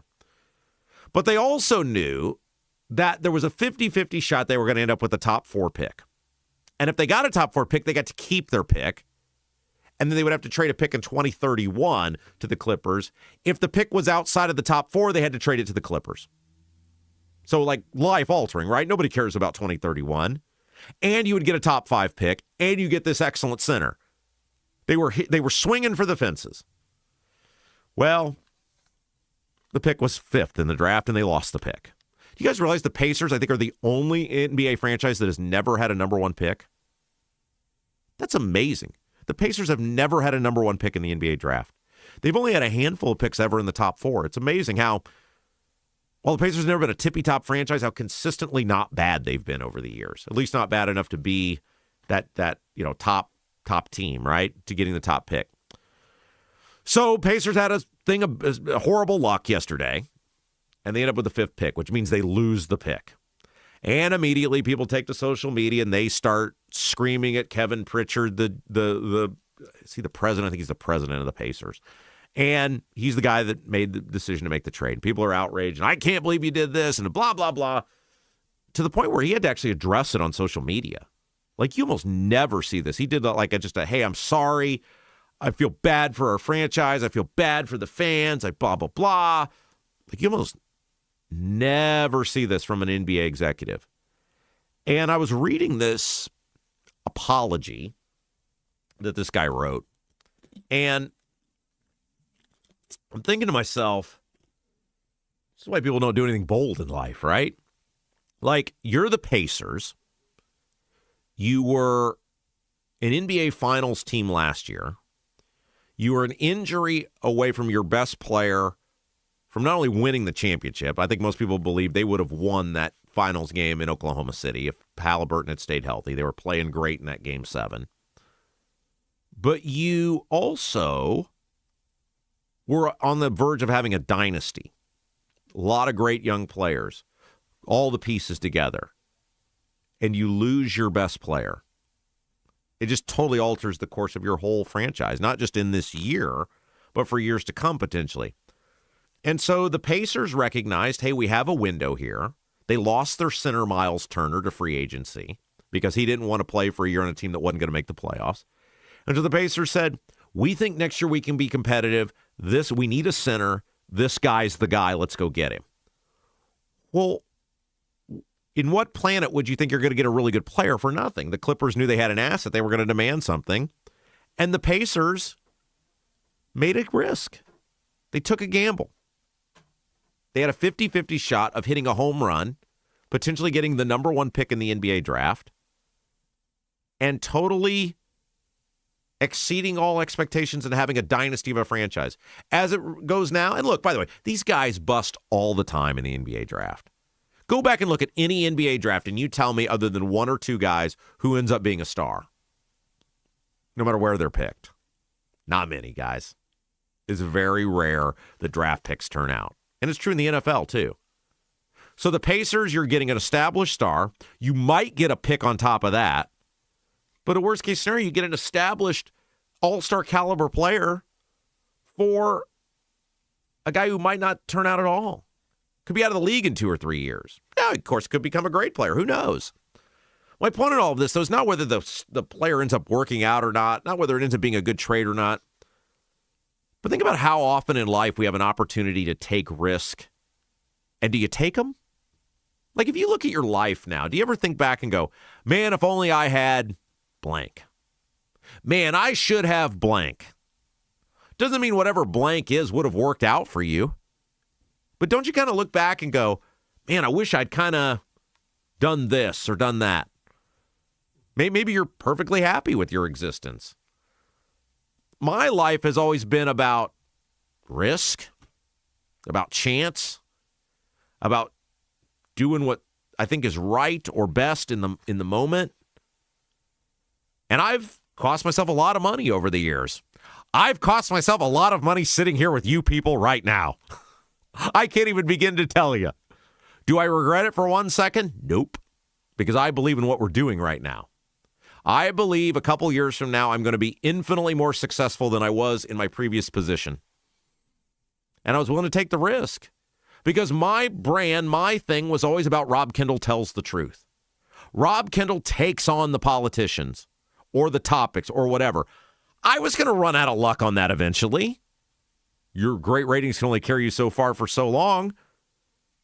And so I'm here now, and we've talked about how the gangbusters numbers we're doing and how great it's going. And other than being a few bucks short, I'm having more fun than I ever had. I can't tell you guys the joy of being able to come in here every day and be able to talk about what I want to talk about for as long as I want. They'd have killed me if I'd have done 30 minutes on the Mid-States corridor at the old place.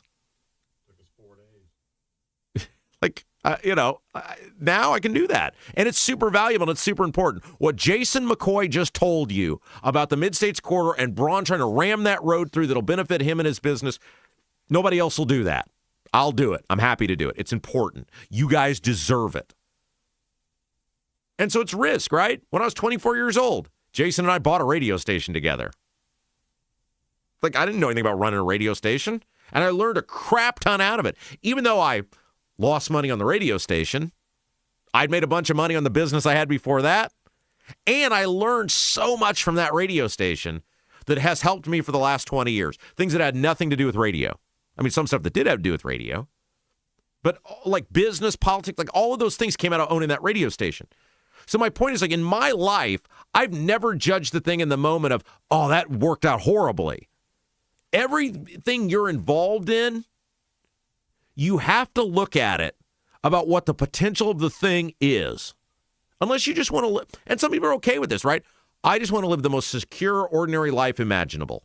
That's great. If that's you, that's fine. There's nothing wrong with that. But for people with an entrepreneurial heart, which the NBA is a sports league, but it is an entrepreneurial business. It's a business, right? That's what the NBA is. That's what the NFL is. That's what the MLB is. We're playing that out right now with the Bears. The Bears are thinking about coming to Indiana because they'll make a bunch of money doing it. Not because they love Indiana. And they're willing to screw Chicago and the city of Chicago and the people of Illinois who have been their home for generations because the money would be better in Indiana. It's a business. And so if you're the Pacers and you run the Pacers and you're a mid-market team, and every 20 years, the Pacers, well, maybe not 20 years, every 15 years, the Pacers sort of open up a window where they're really good. I mean, you think about, what did we have? We had the late 90s. I mean, I guess you can stretch that, the Reggie era of 94 through 2000. And then there was a big, long period where the Pacers weren't very good. And then they had Paul George and Roy Hibbert and those guys in the early 2010s. And then you have now this window that's opened up here. So the Pacers know, right? There's a shelf life because they're a mid-market team. They don't attract big-name free agents. They can't get a LeBron James or a Kevin Durant or a Steph Curry. They're not going to sign here. You got to either draft them or trade for them. And your windows are short because of that. And the Pacers took a big swing. They said, look, our window is now. We have one of the best players in the league coming back off an injury. We could potentially hit the home run of home runs if we keep the top 4 pick. And if we lose the top 4 pick, we get a top 10 NBA center. And we are trying to cash in the window now. You got Siakam, who's an aging player, all that. I'm not going to go into the details of the Pacers roster construction. I'm not a massive NBA basketball fan, but I'm not mad at the Pacers about this. I think in life, you take risk if there's a reasonable chance of success. I think in life, if an opportunity to hit a home run presents it to you, and you think the pitcher's going to groove the ball down the middle of the plate, you got to step in and swing the bat. But so I'm curious how you guys feel about this. What do you think about that trade? Are you guys mad at the Pacers? Were you mad before yesterday? Look, there's a chance this show fails. There's a chance a year from now we're sitting here and we haven't grown at all. We're not picked up by any other outlets. I'm just sitting here talking to you guys every day, which would still be great. But we tried, right? We are taking a bet on being an independent voice, independent media, unlike anybody else has ever done. It's been great so far. We like where it's going. But it doesn't mean it's going to succeed. But I won't view it as a failure if a year from now we're right where we're at today, because we tried. You took the swing. You took the chance. That's what you got to do. So tell me what you think. I'd be curious to know what you guys think in the YouTube chat. Are you mad? Are you pissed off? Are you okay with it? I'm okay with it. Hey, you guys got a leaky chimney, water in your basement, cracks around the exterior of your home? Bramwell Mackay Property Services and Consultants is your authority for chimney repair, tuck pointing, foundation repair, crawl space to basement conversions, basement waterproofing, and more. Bramwell Mackay doesn't offer quick patches. Their team of 40-year master masons and industry experts address the root cause and provide solutions that last lifetimes. Your home is one of your biggest investments. Treat it that way. Bramwell Mackay, your masonry foundation and chimney specialist. BRAMWELLMCKAY.com. Okay, let's take a break, guys. When we come back, we're going to talk about how farmers are outraged because you think your property tax assessments are bad. Wait till you see what happened to the farmers. We'll talk about that coming up next. You're watching Rob Kendall Show. Right now, everything's expensive. That includes things you need around the house. If your water heater, water softener, or well pump goes out, or even if your toilet stops working, you could be looking at a major expense. Don't let your next call to a plumber break the bank. Call John at Black Sheep Plumbing.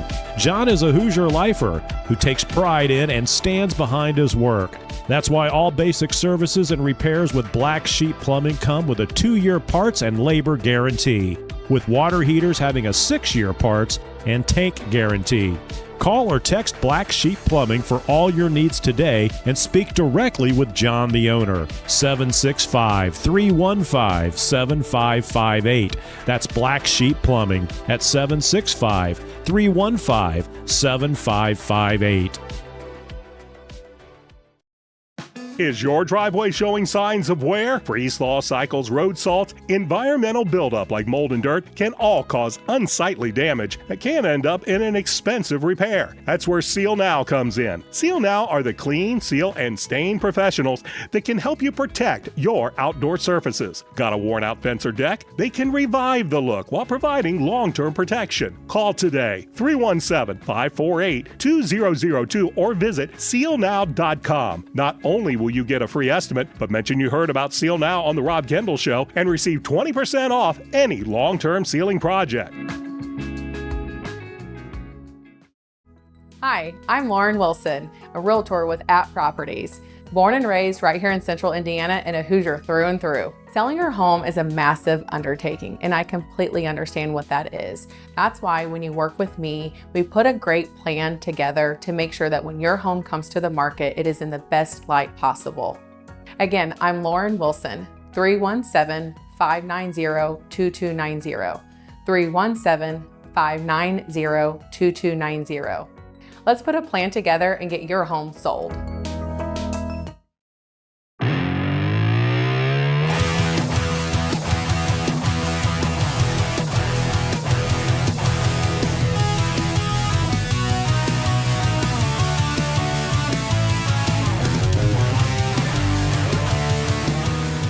Hey guys, welcome back. Rob Kendall Show. All right, so everybody seems to be thinking ditch the desk. Is that the deal? Is that what everybody's saying? All right, no argument here. Ditch the desk.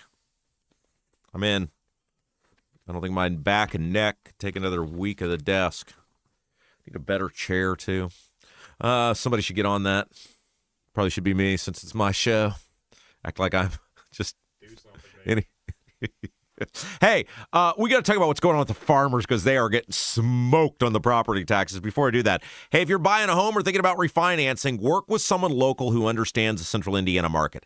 Gary Tedrow with Verity Mortgage helps home buyers and homeowners explore options for purchasing, refinancing, or even consolidating higher interest debt through their mortgage. Gary's approach is simple: clear advice, personalized guidance so you can make confident decisions. Visit loansbygary.homes, loansbygary.homes, or call 317-695-5179 to learn more today to get started. You got nothing to lose but dollars on your mortgage payment. Call for a free, no obligation quote, 317-695-5179. Gary Tedrow, NMLS number 179207 with Verity Mortgage, NMLS number 70345, an equal housing opportunity lender.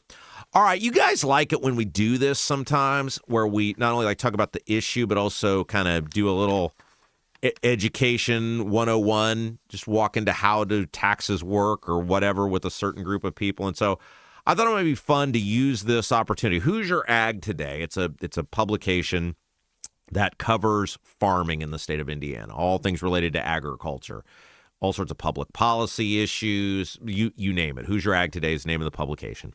They have an article out about how the farmers are about to get screwed big time on their property taxes. Like, if you think yours is bad, some ag buildings are seeing a 300% assessment increase. Like, so just take it and triple it. And so I thought, well,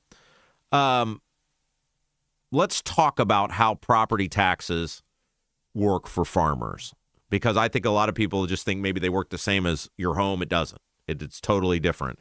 And it is really a real insight into how screwy our property tax system actually is. Not that you need a reminder of that, but the Hoosier Ag wrote this, and we'll get into the nuts and bolts of how it all works.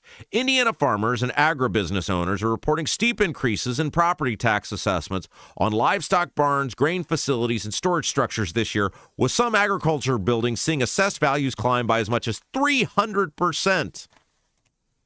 A surge that farm groups warn could deepen financial strain across a struggling rural economy. So basically what happened is this. And this is part of why our assessments are going up so much on our homes. The Department of Local Government Finance, you've heard us mention them before, the DLGF, has not updated what they call the cost table for building materials. So basically, hey, how much does lumber cost? How much is metal? All the things that go into your building a house, owning a house, having a house. How much do those materials cost? They have not updated those cost tables since 2022, and now they have. And if you read the letter, like in my county assessor, when she sent the letter saying, well, here's how much we're screwing you, but it's not our fault. Remember we talked about that a while ago? One of the things that she was put in the thing, as I recall, was the cost tables. It's not our fault. The state sets up, right? We're just following orders. Where have I heard that before? Oh, we were just following orders. That's what they're part of what they're trying to blame it on. So let's kind of work through how. This is why I love this show now. I would never be able to do this, but you guys deserve it, and you will be educated, and that's what is most important. I can walk you through how something very complicated works. So let's explain some stuff here. Farm ground is taxed differently than farm business buildings. So farm ground is based on its agriculture productivity value, APV, rather than a market value. And it uses a state set base rate per acre based on the productivity of the soil.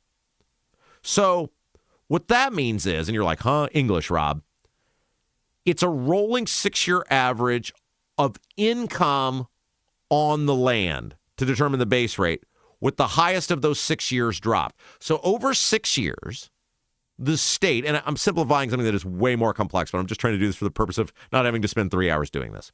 So basically, whereas with your house, right? Here's my house, like-minded property sold by whatever, the cost is whatever for the materials in the house, whatever, here's the value of your home. Agriculture land is based on a 6-year rolling rate of income to determine the value of that land. So you take 6 years, you take the highest year of productivity, you drop that off, and then the remaining 5 years, essentially, the average of that becomes what the land is worth. What are you doing with that land? And that land is capped at a 2% property tax rate. The most it could be is 2%. Now, the problem that farmers run into is, let's say you had 4 really good years for whatever your crop is. I'm just making it up, right? I'm well-versed enough to be dangerous, but I'm not pretending in any way, shape, or form to be an expert in farming or what farm, goods sell for, etc. But let's just say you're a bean farmer. I'm just picking a crop, right? You could say corn, you could say whatever. And you had 4 really good years of beans or corn. Like you were gangbusters. You were making a crap ton of money. But last year, it was a really rough year, a really low year for beans or for corn. And you didn't make nearly as much money. But the state is factoring in a rolling average. So those 4 or 5 really good years that you had, you're taxed based on those, even though you're not making that much. And let's say, hey, the forecast for beans for the next 3 years, it's bad news. You're taxed on the previous income you've made rather than what you're going to make in the future. So your taxes could conceivably, as a farmer, and you're seeing this right now, go up while your actual money is going down. And here's the danger we run into with this. You want to know why there's so many high-density housing developments in all these communities that were once beautiful farm fields? Because the farmer looks at it and says, why would I do this to myself? Why would I pay more taxes to work harder to earn less money? Like, think about that. If you were in that position, would you work harder to earn less money and have to pay higher taxes? You couple that with the idea of the family farm, the idea of generational farmers not being a thing like it once was. Kids kind of look at it and go, yeah, that seems like kind of a hard life. I could just have money and go on vacation. Why would I want to be a farmer? And the farmers make the choice to sell. And the most likely target to sell to are either high-density housing developments or large, bland, and lifeless warehouses or data centers. These are why our communities are changing, folks. We're not encouraging farmers to remain farmers. So farm buildings like barns, silos, etc., that are used for farming, if the thing is used for farming, it's taxed at 2%. So anything on that farm that's used for farming, taxed at 2%. Commercial buildings, however, so they'd be like offices, etc., not used for farming. They could be a part of a farm company, but not used for farming, taxed at 3% rate. Unlike residential and commercial real estate, ag buildings in Indiana, difficult to adjust for depreciation because there's not a lot of comparable sales. Like when you look at your property taxes, they use, like mine has a QR code on it you can go to, and I've not done this yet, I will. But you can use the QR code and say, what did we base your home value off of? What home sold around you that we went off of? With farms, think about how few farms sell every year. And if a farm sells in one community, there's a chance there's not another farm that's going to sell. Then you've also got, like, how do you do the depreciation of a barn or a silo? Like, how do you judge that? And so a lot of times our farmers are getting overtaxed based on the actual value of the stuff that they have. So anyway, I just thought it would be interesting to take a few moments to sort of walk through how taxes work for farmers. Let you guys know they're looking at massive increases the same way you guys are on those commercial farming buildings. In some cases, far more than what we're looking at with our property taxes, with your home and residence. Look, the whole system is screwed up, guys. The whole system is completely rotten, and we're all getting screwed. You know who keeps making out great in the property tax world? Businesses. Think about the big business and what they've gotten. Think about the giveaways that big businesses has been afforded to them. First of all, if you're a warehouse or you're a business of any size, certainly any sort of manufacturing or industrial, you're going to get an abatement, which means you don't pay your full property tax rate for either 5 or 10 years in most cases. 5 or 10 years. You buy a home, you pay the full property tax rate day one. If you're a business of a certain size, up to $2 million of property in your business, you're not going to pay any tax on that. Think about how much $2 million worth of stuff is. You're paying no taxes. None. That's ridiculous. That's horrible. That you and I keep seeing our taxes go up. Farmers keep seeing their taxes go up. And these businesses, They're not going to pay anything. In some cases, they'll pay a fraction of the freight they should be paying year one, and then nothing on the things in the business that they're using to make money. And that's the key, right? They're using it to make money. You and I want to just live in our homes. We need our homes to live in. These guys are using their business to make money, and they're not paying taxes on the stuff in it. And they're paying a fraction of what they should be paying on the building itself. Now, look, you know me, I'm all for cutting property taxes. I'm all for every person, be they a business owner, a farmer, a renter, a homeowner, paying less in property taxes. I think property taxes are immoral. You own your home, you own your building, you own your business. The government didn't help you buy it. You shouldn't be paying taxes on something that's yours, that you own. There's nowhere else that this happens other than property taxes. Well, I mean, I guess you kind of do with your automobile, right? With the license plate tax, but you get what I'm saying.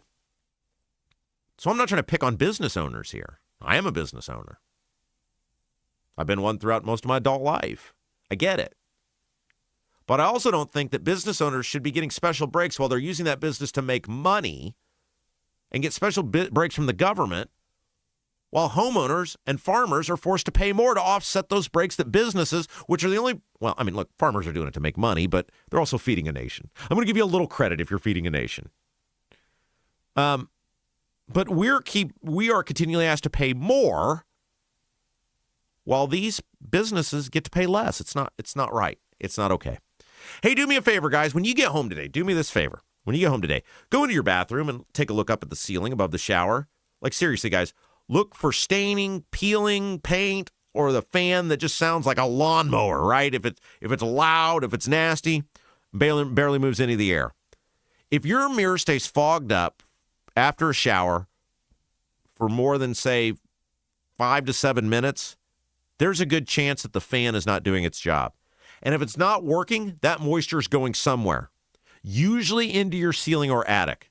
That's exactly what Vent Savvy is here to fix. Go to ventsavvy.com, VENTSAVVY.com, and find out if your fan is actually doing its job. And do that test today. When you go into your bathroom, look up at the ceiling above the shower. Look for staining, peeling, paint, and that fan and how it sounds. Vent Savvy. A little, what is it? We got this the other day. An ounce of prevention is worth a pound of cure. Right, there you go. Old Ben Franklin. Old Benny. He said it best. VentSavvy.com. VENTSAVVY.com. All right, we got a lot to get to for our final hour. I got a few things to talk about when we come back about how ridiculous the Democrats are being about redistricting. We got to read you some of the things that James Clyburn said. And there's a fascinating story about Biden and what he told this ghost author, and the DOJ is trying to release the audio. Biden's fighting it. And then, of course, we'll get into Jason and the best YouTube comments of the day presented by Black Sheep Plumbing. All of that when we come back. You're watching Rob Kendall Show. Right now, everything's expensive. That includes things you need around the house. If your water heater, water softener, or well pump goes out, or even if your toilet stops working, you could be looking at a major expense. Don't let your next call to a plumber break the bank. Call John at Black Sheep Plumbing. John is a Hoosier lifer who takes pride in and stands behind his work. That's why all basic services and repairs with Black Sheep Plumbing come with a 2-year parts and labor guarantee, with water heaters having a 6-year parts and tank guarantee. Call or text Black Sheep Plumbing for all your needs today and speak directly with John, the owner. 765-315-7558. That's Black Sheep Plumbing at 765-315-7558. Is your driveway showing signs of wear? Freeze-thaw cycles, road salt, environmental buildup like mold and dirt can all cause unsightly damage that can end up in an expensive repair. That's where Seal Now comes in. Seal Now are the clean, seal, and stain professionals that can help you protect your outdoor surfaces. Got a worn-out fence or deck? They can revive the look while providing long-term protection. Call today, 317-548-2002, or visit sealnow.com. Not only will you get a free estimate, but mention you heard about Seal Now on The Rob Kendall Show and receive 20% off any long-term sealing project. Hi, I'm Lauren Wilson, a realtor with App Properties. Born and raised right here in Central Indiana and a Hoosier through and through. Selling your home is a massive undertaking, and I completely understand what that is. That's why when you work with me, we put a great plan together to make sure that when your home comes to the market, it is in the best light possible. Again, I'm Lauren Wilson, 317-590-2290. 317-590-2290. Let's put a plan together and get your home sold.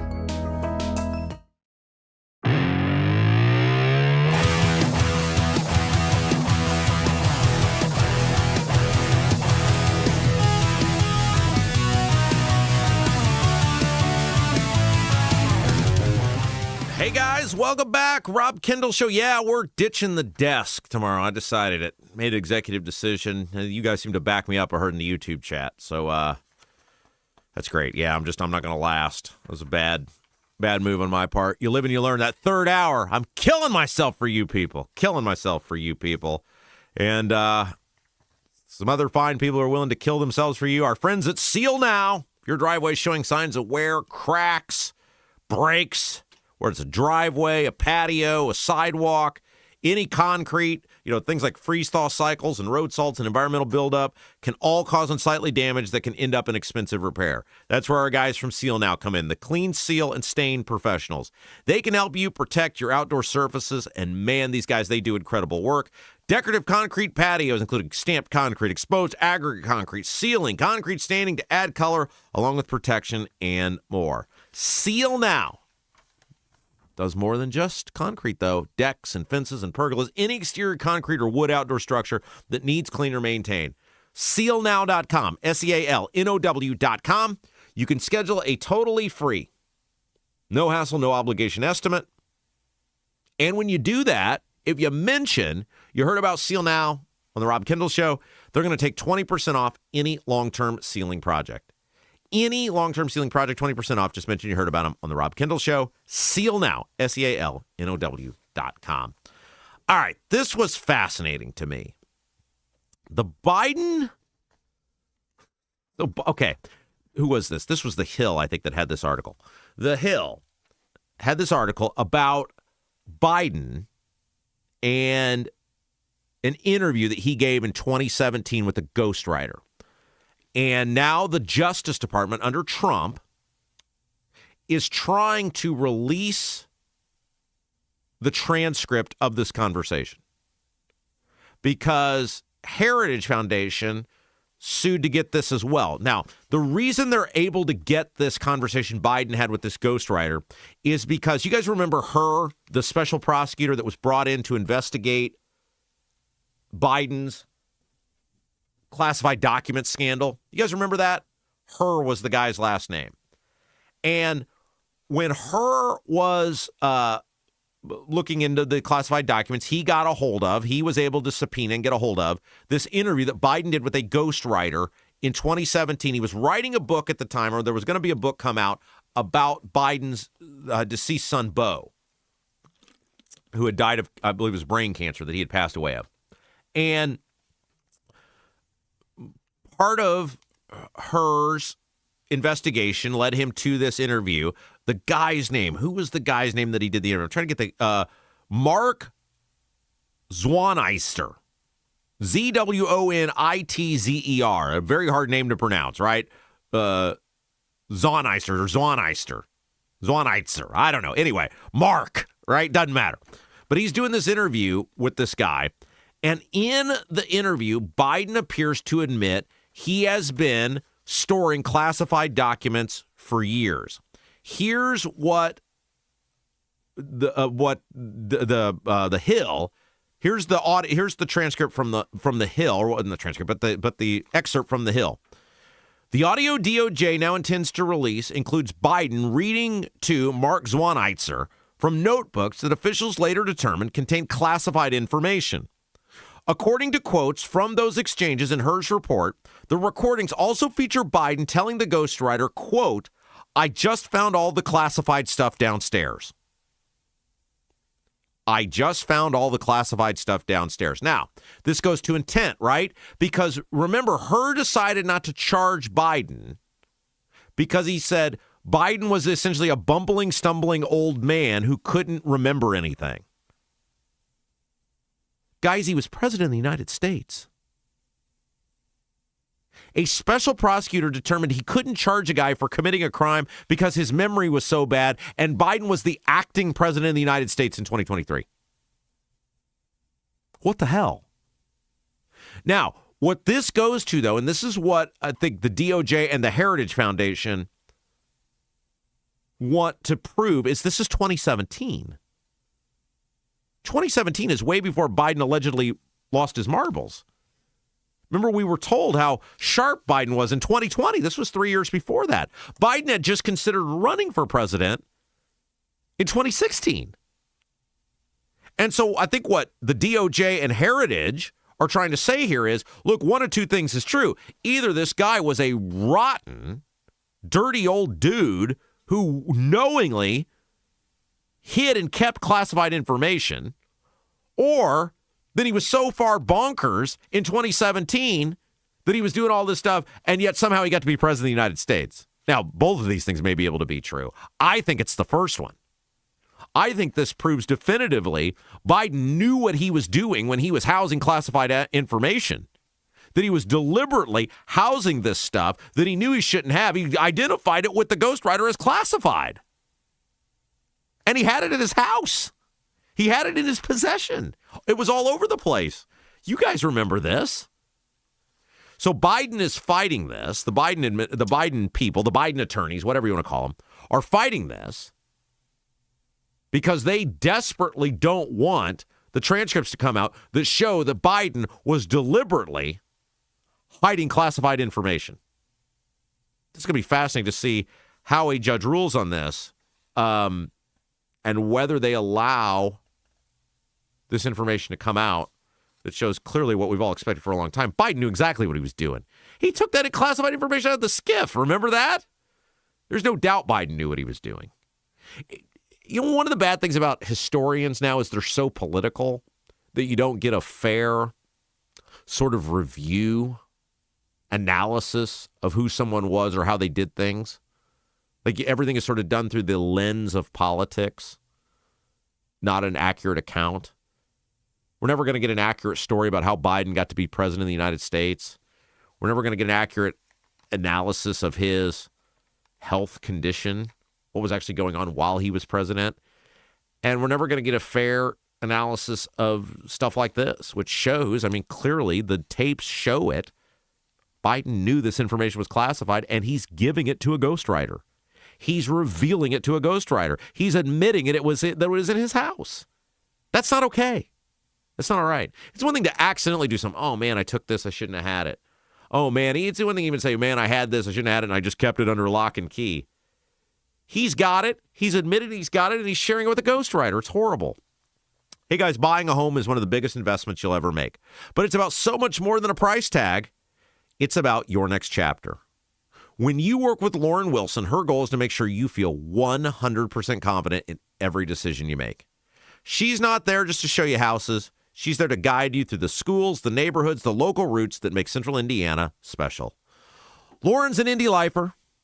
She's a military vet, and she would love the opportunity to chart a course with you for your next adventure.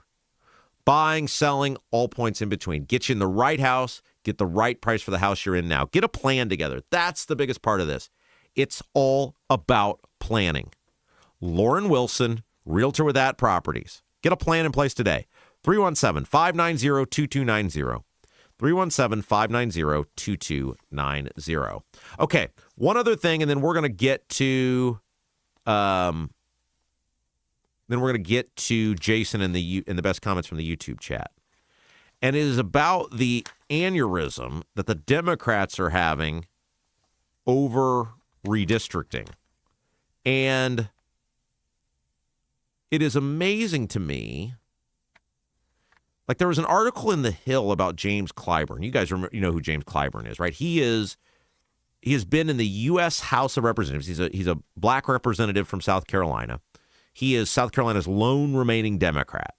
He has been there since 1994. I believe he's 85 years old, and he has been there since 1994. That's 32 years. I was in the 4th grade when he was elected. 1994. And he is beside himself over this Supreme Court ruling that said, hey, it's kind of racist to draw congressional districts to ensure that anyone of any race either gets the seat or that anyone of any race gets to control who has the seat. Yeah, it's also 2026, not 1866. Everyone's not super racist anymore. Black people have all sorts of prominence in our society. They can do whatever they want to do. They sit on the Supreme Court. A black person has been president. A black person has been vice president. They own megacorps. Magic Johnson is one of the richest, most successful people in the world. He is certainly black. All sorts of successful black people. Time to stop carving up our congressional districts just to guarantee black people win or get to say who wins because, well, we think black people can win in white districts. And that's the right way we should do things. We should never treat anybody better or worse because of the color of their skin. Whether you're black, white, brown, whatever, your life is yours. And you should have every opportunity to succeed. And you should not be given more or less than anyone else. You have your life and I have mine. And it's been super racist and actually, I think, demeaning to people of color to say you can only win this district if we snake it across the entire state. It's just like the affirmative action stuff that the Supreme Court has struck down. I think it's demeaning to say you can only get into college if we rig the system in your favor. I don't believe that for a second. And so now the Democrats are losing their mind because they have depended on this. The Democrats have depended on this for generations to keep these seats, and that the Supreme Court had previously said you have to, essentially the Supreme Court has said, you have to rig districts in favor of minorities. And now the Supreme Court has said, no, that's not right. And the response by the Democrats is amazing because it totally alienates people who otherwise might be open to your side. It's always the sky is falling. It's always everyone is racist. It's always like we're reverting to 1840, and it's ridiculous. Quote, Clyburn told CNN the other day, I never thought I would see the day that the United States Supreme Court would be so openly partisan with what it's doing. And I really believe if you look at all these decisions and if you look at the history of the country, I think Justice Roberts is going to take the place alongside some other infamous justices like Roger Taney, who gave us Dred Scott. We're done here. Saying that you can't rig congressional districts to favor someone of a certain color is actually sort of the exact opposite of Dred Scott. You guys, most of you know this, but Dred Scott was the ruling that found that enslaved black people were not citizens and therefore couldn't sue in federal court. It was the dehumanization of black people. This is the exact opposite. It's saying the way the maps are done now sort of was the dehumanization of black people, saying, they're there. We know you can't make it without us rigging these maps in your favor, so we'll take care of it for you. The Supreme Court, including a black person, Clarence Thomas, said that that is racist. That is racist to do that. Maps should be drawn fairly. The exact argument I'm making now is the exact argument I made in Indiana. I'm arguing against the Democrats and the Republicans. I believe in fair maps. Draw the districts with equal, basic of stuff, right? Equal populations, communities of interest when possible. These are all things that should be done. Not, hey, we don't have enough of this race or enough of that race, so let's draw a district that starts in the South and goes all the way to the northern part of the state where people have nothing in common. It's ridiculous. And the idea that you would equate that to Dred Scott, it's always the race card with these people. If anything, I think the Supreme Court went in the opposite direction, saying we are eliminating race from the whole equation. We're making sure that people win and lose on the merits of their governance, on the merits of their campaign, on the merits of how they want to lead. We're going to let the people decide, not that they have to pick someone based on how the district's been drawn to ensure this color or that color gets representation. It's just unbelievable, the Democrats. It's always the race card with these people. And we should live in a colorblind society where may the best person win. black, white, brown, whatever. White people vote for black people. And they can win the same way as they can get into college, the same way as they can run corporations, the same way as they can be on the Supreme Court, the same way they can be president. We have to get past that everyone's a victim. Hey, you guys got a masonry color mismatch, previous repair catching your eye, not happy with the brick color on your home, ready for a total makeover? Call our friends at Bramwell Mackay, the property service and consultants. They offer specialized masonry staining and recoloring, whether you want to seamlessly blend repairs or completely transform your home's exterior. You guys want to build something new? Bramwell Mackay's 40-year master masons design and construct custom patios, sidewalks, outdoor summer kitchens, archways, entryways, and more. Bramwell Mackay, BRAMWELLMCKAY, beauty built to endure. BramwellMackay.com. And it's that time. Producer Jason joins us for the best YouTube comments of the day. Just a reminder, in order to comment, you've got to be a subscriber to the channel. If you haven't done so yet, that's how you get in the YouTube chat. Oh, and before I let Jason take over, if you haven't hit the thumbs up button yet, help us out, guys. Come on, we don't ask much of you guys. Hit that thumbs up button. Help us grow this program. Jason, take it away. Thank you, Rob. This chat, am I on? Can I tell you? There we go. This chat brought to you by Black Sheep Plumbing. If your water heater, water softener, or well pump goes out, or even if your toilet stops working, you could be looking at a major expense. Don't let your next call to the plumber break the bank. Call John at Black Sheep Plumbing. Black Sheep Plumbing can do the job right at a fraction of the cost of the big guys. And Black Sheep Plumbing says thank you to all military, firefighters, and police officers with an American Heroes discount. Call or text Black Sheep Plumbing for all your needs today. Speak directly with John, the owner. You can text him. You can call him. He'll enjoy the hell out of that. 765-315-7558. Says that right here. 765-315-7558. Did I put that he'll enjoy the hell out of it? No, it's I thought I might do that. Yeah. I might have put that on the ad. John would appreciate that. No, I know, John. He would enjoy you saying he'll enjoy the hell out of it. There we go. So give John a call or text. What's the phone number? I don't remember. I got it. I'm already off the thing here. 765-315-7558. It's also on the website. Yeah. Sorry, I interrupted you there, and I didn't mean to. Yeah, you threw my chi off. You notice I never interrupt you. That's right. All right. All right. So we're going. We're getting rid of the desk. Ethan's going to be upset about that. Ethan put that desk together. Took him like 7 minutes. We'll use it. We'll put it back to you. I'll have two. I just brought my desk in last night by myself up the stairs, and you're already getting rid of it. Bring Vaughn in here. Give him something to sit at when he works. Producer Vaughn. Yeah, your backup. Yeah. Hey, real quick, I did want to point out people have loved this. Okay. I have a new profile photo on all my social media accounts, and it is this fabulous drawing that one of our listeners did. Who was the listener? Art of IDO, I think, is her. Is that Shrog Sandwich? I think it is. It is. Yeah. That's who she goes by in the YouTube chat. She didn't. Okay, yeah, that's Shrog Sandwich. Yeah, that's who she is in the YouTube chat. I'm looking forward to a Shrog Sandwich. She's awesome. Kind of like loose meat. And she drew this incredible. It was drawing. She's a very talented artist. I've got it up on all my social media accounts if you guys want to see it. And it is a drawing of Diego looking at me on his little bitty tippy toes. It's hilarious. The detail on this is amazing. Rob is such a tall man in that photo. But I am that much taller than him. Well, not maybe quite that much taller, but we were laughing yesterday at Mother's Day. My mom and dad came over, and I said, Diego and Livy are the only two people I'm that much taller than, my daughter. And he is up on his tiptoes with his finger in my face, and the caption above it, like the title of it, is just "I pay." It's amazing. Mm-hmm. And she said, so good. I'm bringing it to the live show. She's coming to the live show, and she said, you have it. And so it's phenomenal. If you haven't seen it, everybody go check it out. It's great. Leave it to the viewers to point out things that you and I pay no attention to, and that is that we both have the exact same shirt on today. We do. It's very close, isn't it? It's like the company uniform today. Your mom does a great job picking out your shirts, Rob. Back is killing me. Oh, don't tear the chair up. Okay. All right. Yeah, we get rid of the chairs. We get rid of the desk. We got to get new chairs because these chairs, we bought the discount chairs. Had to email Chris Spangle. Dude, bad move. We need those chairs we had. Bad move.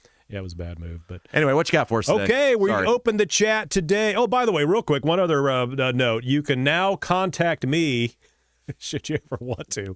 I have a producer Jason Facebook page now. So you can all go there, search producer Jason, and you can whatever you want so everyone will stop bothering me now. It's great. Just Thank people you. ask questions or things like that. So now I can post where my music, where I'm playing. Oh, great. And all that good stuff. So there we go. Producer Jason. Excellent. Find me on Facebook. The Old Man 68. First one in today, starting our Monday morning. Happy Monday, Robbleheads. Are we all ready for another stellar week? Rob and producer Jason. All right. Carol, 1776. Hi, everyone. Was away last week. We missed you, Carol. Lots of catching up to do. I think I went through withdrawals.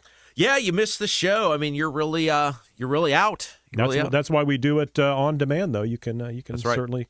And we're on, by the way, we're more than just YouTube. We're on Apple, we're on Spotify, all the places you can find the Rob Kendall Show. Oh, the 0601 board said they're just tuning in now, so we can't, no spoilers, so we can't talk about the show until 0601 board catches up. That should be at about 2.5 hours. So, okay, well, we'll continue on anyway. Steve Green with an E. Good morning, everyone. Rob, Jason, Chatters, bring the smoke. Bartelt Farms, good morning. I had other plans until I saw you had 2 for 1 special on Jason's today. No way I'm missing this one. That's right, Jason McCoy from the Property Rights Alliance. I love that guy. He brings the smoke, and he don't care, and we need more Jason McCoys in the world because he has risked a lot fighting that Mid-States corridor, and he deserves and all those people down there that have been a part of that do, but we need more people who don't care. I like McCoy. Mm-hmm. Well, he cares. He's very passionate. No, I mean, he don't care what people think about it. That's or his own safety. Very true. Okay, let's continue on. Andrew Sweet, good morning, unfree America, land of the fee, home of the pay. I like that. Good one. Started out a little dark there, but went real well. Jan Hatch, could be Jan. It's time to grab your glasses, grab your asses in your seats. Let's go. Actually, it's time to grab your glasses, grab your asses, hit that stage, fellas. J only. Please. No, just to clarify, that's a gentleman's club. Yeah, gentleman's clubs. But Jan, all over it. Yeah, very good. It's amazing what people pick up on. Yeah, that's right. John Lee. Please put the Diego drawings on Billboard.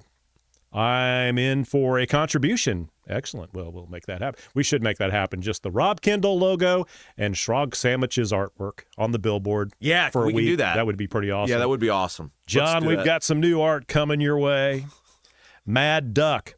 Isn't Shrog's masterpiece so good? Yes, it is.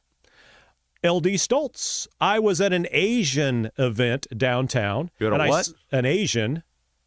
It's a like as the ethnicity? Ethnic group, yes, yeah. Rob. An Asian event downtown, and I signed for Ballard for Secretary of State. Well, they said they're doing well on signatures. So the Asians are in for Ballard? Is that what we're hearing? At the event. They were at least at the event. Look, I got to tell you, the Ballard people are working pretty freaking hard, and tomorrow, I was ordered to embargo this until tomorrow. But I will have a bunch of Diego stuff tomorrow and Ballard, and there's a whole bunch of stuff, but I was ordered to hold it by the people. We should just get that blown up and put it behind you. I got an email that I found a new so somebody I know is having an event for delegates, the people who got elected to the convention, to meet Diego.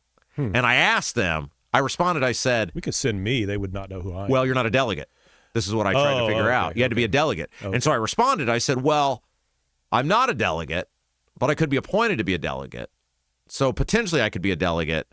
Can I attend? And they said, no. I mean, you are a Republican in good standing. I am. And I could be appointed by the party chairman who won't let me go to the Lincoln Day. But he could appoint me to be the delegate. I mean, it's not likely.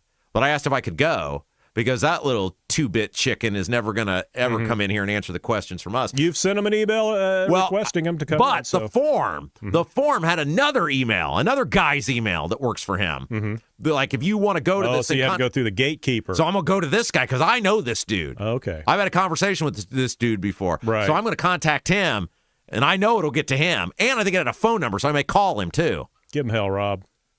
I'm not giving up. All right. Drew...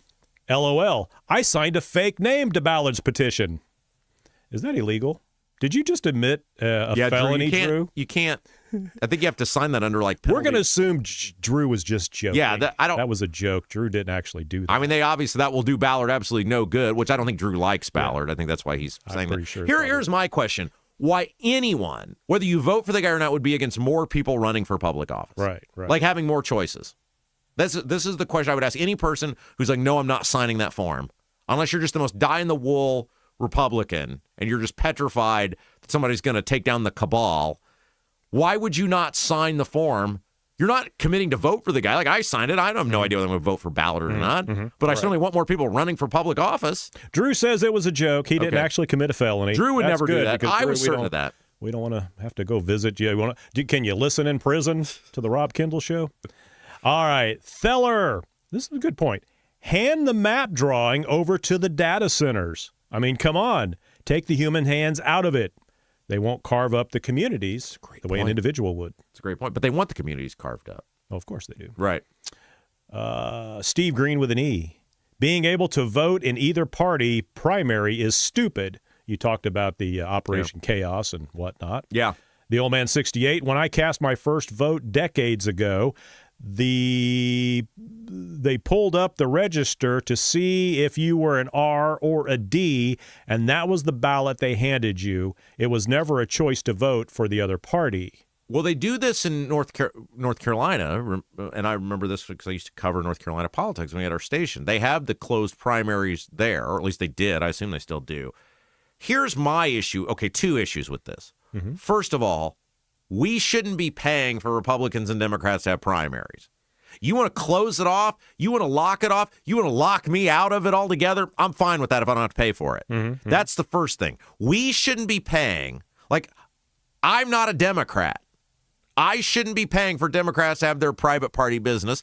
And as a Republican in good standing, I don't think people should be paying for me to have my party business. And by the way, then if it's private, then they can just lock me out. Just like they did the Lincoln Day. We don't want you here.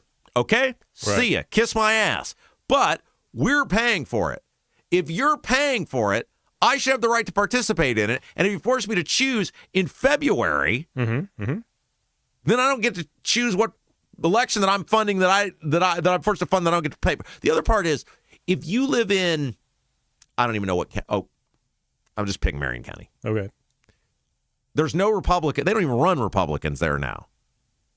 If you are, you have to vote. If there's a contested race you care about. Jefferson Shreve ran as a Republican.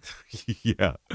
There are counties where, and vice versa, right? Democrats with the Republicans, where if you want to have a say on who your sheriff is, or your prosecutor, or your county councilor, or whatever, you got to vote in the Democrat or Republican primary because your other party is not conducting any sort of meaningful business in your. Well, I mean, I do think the whole Operation Chaos thing. I mean, that's not what voting was intended to be. I mean, it works, and I understand it, but it's really not the general idea. You should go in and vote for the person you want to vote for and call it a day. But are you saying you do what you are you saying the people who did that made a mistake? I think so. Yeah. But that's the point. The Republicans thought it was hilarious. Did that hurt you with your standing and with the Republican Party that you voted in a Democrat? Well, election? it was only one election back then, and I voted in 2010, so I was in. They couldn't stop me. Okay. They would have tried, I'm sure. I just think I mean that's the true meaning of voting. But if I got to pay for the elections, what difference does it make which ballot I pull? I'm paying for it. Right. It's like Diego Morales paying for the 300,000 vehicle reports that don't get used. We paid for it. Right. Might as well use it. Doesn't matter what I use. All right. White Rabbit.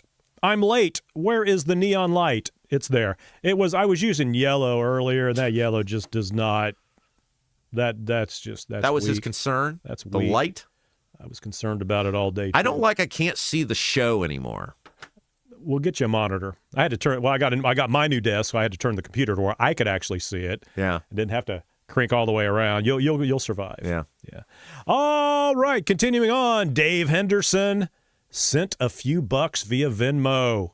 Not much, but I'm sure it all adds up. And yes, Dave, you are correct. It does add up. Be like Dave. Be like Dave. I mean, look, we do maximize like the way we were able to, and we've always been this way, Jason and I. We use the money. Trust me. We don't. It's not frivolously spent. We maximize what we're able to produce versus for what comes in, we take it all very serious. We don't ask John for every penny. We actually see, John, we've got our own money. Yeah. Yeah. He's like, sure, he just kind of chuckles. Sure okay, you do, children. That's kind of Sure cute. Yeah. All right. The old man 68. The plant rerouted itself to the other side of the set over the weekend. Yes, it did. And I've got another plant that's a 4-foot plant. Looks a little dwarfed. Kind of fits Rob okay, but it's a little dwarfed. So I got a 6-foot or a 5-foot. So the next one will be a little. But now we've got to change everything around again because we're ditching. I need the chair. I got to be able. It's all about the camera placement and light placement, things like that. That's what we told you guys. We got to. We said this will all be a work in progress. We have no idea where we're going to end up. We'll be fine. Richard Lemasters. Good to see you, Rob. I can't stand to listen to that local radio station anymore. Oh. They have their heads up. Trump's colon. Well, that took a turn. I thought he was just happy to see me. Well, he was. He doesn't want to see other people's heads up colons. Andy Engel. Hey, all. Good morning. Busy day today, so I can't stay and chat, but I wanted to say hello. Have a great day, friends. Oh, Andy, we love Andy Engel, one of our great viewers. Yes, he's awesome. Yeah, MLM Warriors. I like the brick background. I see the plant on the opposite side. Great. John Rust, 95.9. That's right. There we go. White Rabbit. How much is advertisements? It depends on what you want to do. If you send me the email, sales@robkendallshow.com, I will reach out to you, find out exactly what you want to do, and make a package that fits for you. Rob will work with your budget. Yep. Assuming it meets our budget. Here is what I have had to learn, though, and this is very new to me. Like, I knew with the radio what you can do and what you can't do. Mm-hmm. YouTube has some rules on, like, different things that you can't promote, and they are very strict about them. So I have to, sometimes there's some things, most things are fine, but I had somebody the other day that does something, and they were all ready to go, and then I started looking into it, and I was like, I don't think YouTube is going to allow us to promote that. So I had to say no. Yep. For now, certain things, although some radio stations get away with it, and well, that's what I can't figure out. So I've got to look into it more. Not that we turn anybody in for anything, but that's a little weird. Lucas Notoris.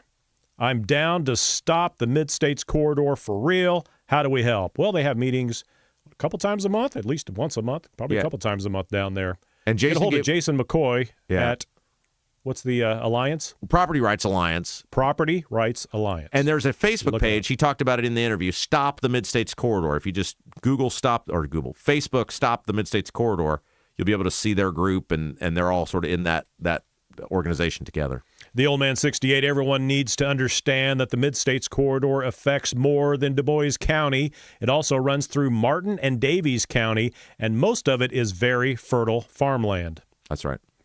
Ethan Hatcher. It's crazy how much more engagement there is on this chat than there is on some other shows. Oh, yeah, we have a very active chat. We love the YouTube. Look, I advocated for years to get more engaged with the YouTube chat and was told not to do that. And so I believed in the YouTube chat, and it's been awesome. And by the way, I spent Friday evening hanging out with Ethan. We went out to a local watering hole, and it was just a fabulous company. And did you drink a lot of water? I did drink a lot of water. All right. I am always look, here's my deal, guys, and I've said this for years. If I'm going down, somebody's going to earn it. I'm not going down on a DUI. They're going to get me. They're going to get me. Oh, so you made Ethan drink and drive. Here's the thing. Normally, thanks to Hogset, downtown is just dead now. Right. So I thought, hey, we'll meet on a Friday evening. It'll be no big deal. Whatever. There's normally just like a fraction of the foot traffic there used to be downtown. So we get off the exit, and this is probably closing on 9 o'clock. And there's like police cars, there's cones. I'm like, what the hell is happening here? And then I go, because I get on West Street to get downtown, and I go past Lucas Oil Stadium, and it's just a line of cars. And I'm looking at the parking lots are full, and the parking is like $50. The signs are out, $50. Right. I'm like, what the hell is going on? Right. The Morgan Wallen concert. Oh. And I'm like, oh, you son of a... Is it Waylon or Wallen? Is it Waylon or Wallen? I don't listen to I thought it was country. Wallen. New country sucks. Anyway, I'm like, oh my gosh. And every lot, even like the downtown, the garages and stuff, $50. I'm like, I'm going to have to call Ethan. I'm not paying $50 to park. I like him. I don't like him that much. Right. And then, I agree. By the grace of God, I went to the State House, and there was this little bitty dark spot that was open, and I said, my car's small enough to fit in there. I stopped in the middle of the road. I looked behind me. No traffic was coming. Backed up. I don't know whether that was legal or not, but I did it. And I pulled right in that slot. Right. $4 to park the rest of the evening. So how old are you that you're going out at 9 o'clock at night? I got a kid to put to bed. I'm just saying. 9 o'clock. That's when you start thinking about getting in the shower at 9 o'clock. But my point is, Ethan was fabulous company, great guy. He's been incredibly helpful with putting all this together for us. And Ethan's a swell fella. I feel like we're even now. I feel like we don't owe Ethan. Drain the swamp. Ethan, you're walking a fine line. Ethan says, I haven't the foggiest idea what you could possibly be talking about. Boy's going to get in trouble. Vanita Christensen, when I-69 was built, why didn't they go through Bedford and loop through Jasper at that time? Gross decision to decide to build this road now. They would have had the fight back then too, but maybe they wouldn't have taken all the farmland. Well, I think the issue is that Braun's in the middle of it. I think that's probably a lot of it. I mean, Braun did this when he was a state rep, is when he put this in motion with Messmer, who's the congressman now. He was a senator. And I think look, there are people who are having the fight based on whether it's a good idea or not, but you got a guy who's been obsessed with this for over a decade, mm-hmm. and he's clearly used his position of power to try to promote this thing, and his company's going to make money off of it. Like, yeah, people are going to be pissed about that. Whether it's a good project or not, people are going to be pissed about just that. LD Stoltz, ditch the desk and go with the same look as the interview, but with one chair. Yeah, I think that's what we're doing. Steve Green with an E, lumbar support is the key. Drain the swamp because that desk is too high. Vic Ferrari, if your back and neck is hurting, it's because your posture sucks, Rob. McLovins, your posture is bad. McLovins, I liked the chair, no desk. Charles Ludy, I wanted to articulate the same thing about the desk, but lacked courage. We're all friends here, Charles. Let's see. Like if I ask you for your opinion, you let it fly. Yeah. Yeah. Oh, absolutely. There's no problem with that. No. Imbalor, LD is in the chat. I thought LD was anti-Rob.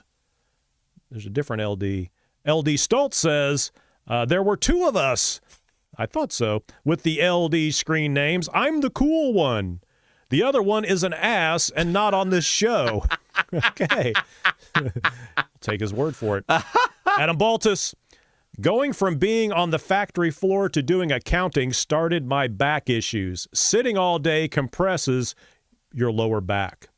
All right. Yeah, see, Baltus would know. Yeah.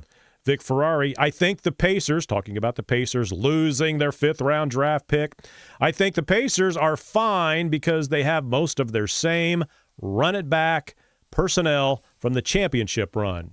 Yeah, so like what, the Pacers... How did they do so bad without Halliburton? They didn't know. Like the whole team was hurt last year. Yeah. Okay. Like they had all these, and I think conveniently hurt, right? I'm not saying anything. Yeah. I mean, but my point is, I think wasn't Matherin the 5th pick a couple years ago?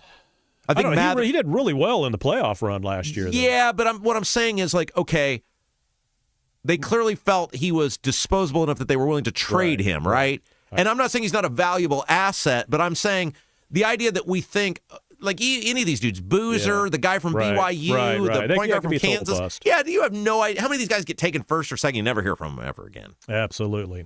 All right, continuing on. Tammy Franklin.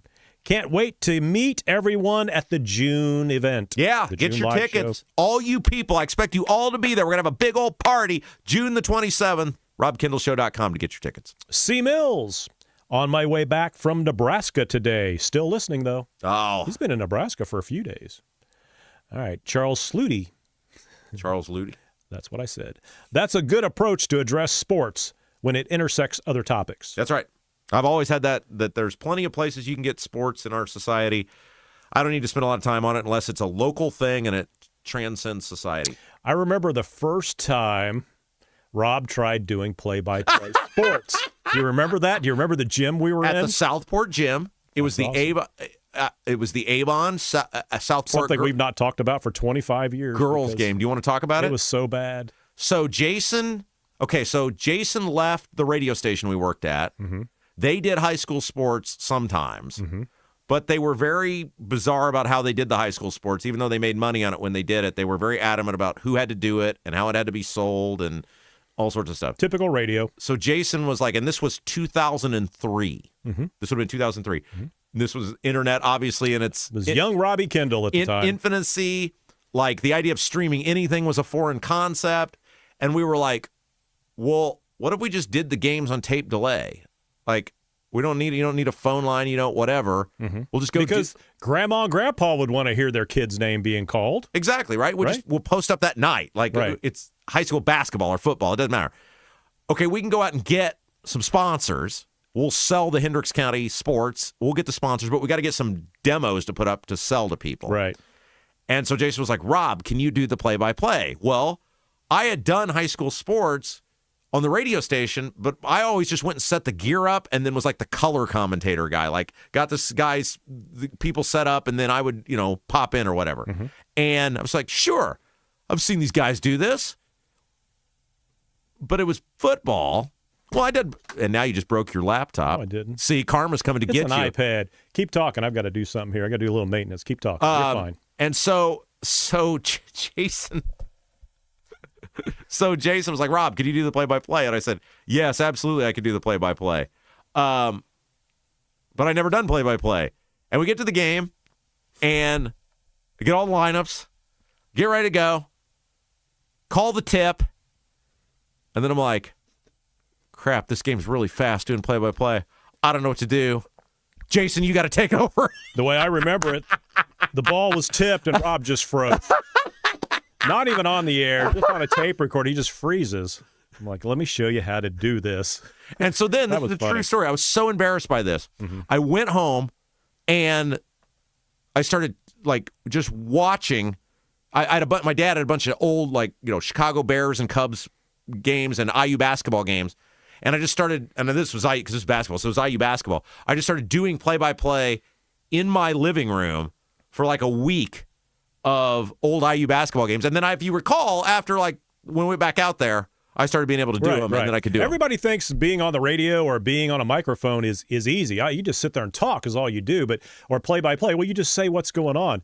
It's not that easy. Once you actually sit down, it's and the spotlight is on, it's like, oh, crap. And basketball is by far the hard. Well, it's easy once you get good at it. I found basketball to be the easiest because but it moves so fast until you know what you're doing. But nobody sees the ball moving because you're on radio, so you can say, number 45 to 15, and it's been the 5 people's hands, but you're just saying but it moves people. so. Yeah, but once you know what you're doing, my point is okay, let's exercise here, right? Let's just, and I'll use the Bears as an example. All right.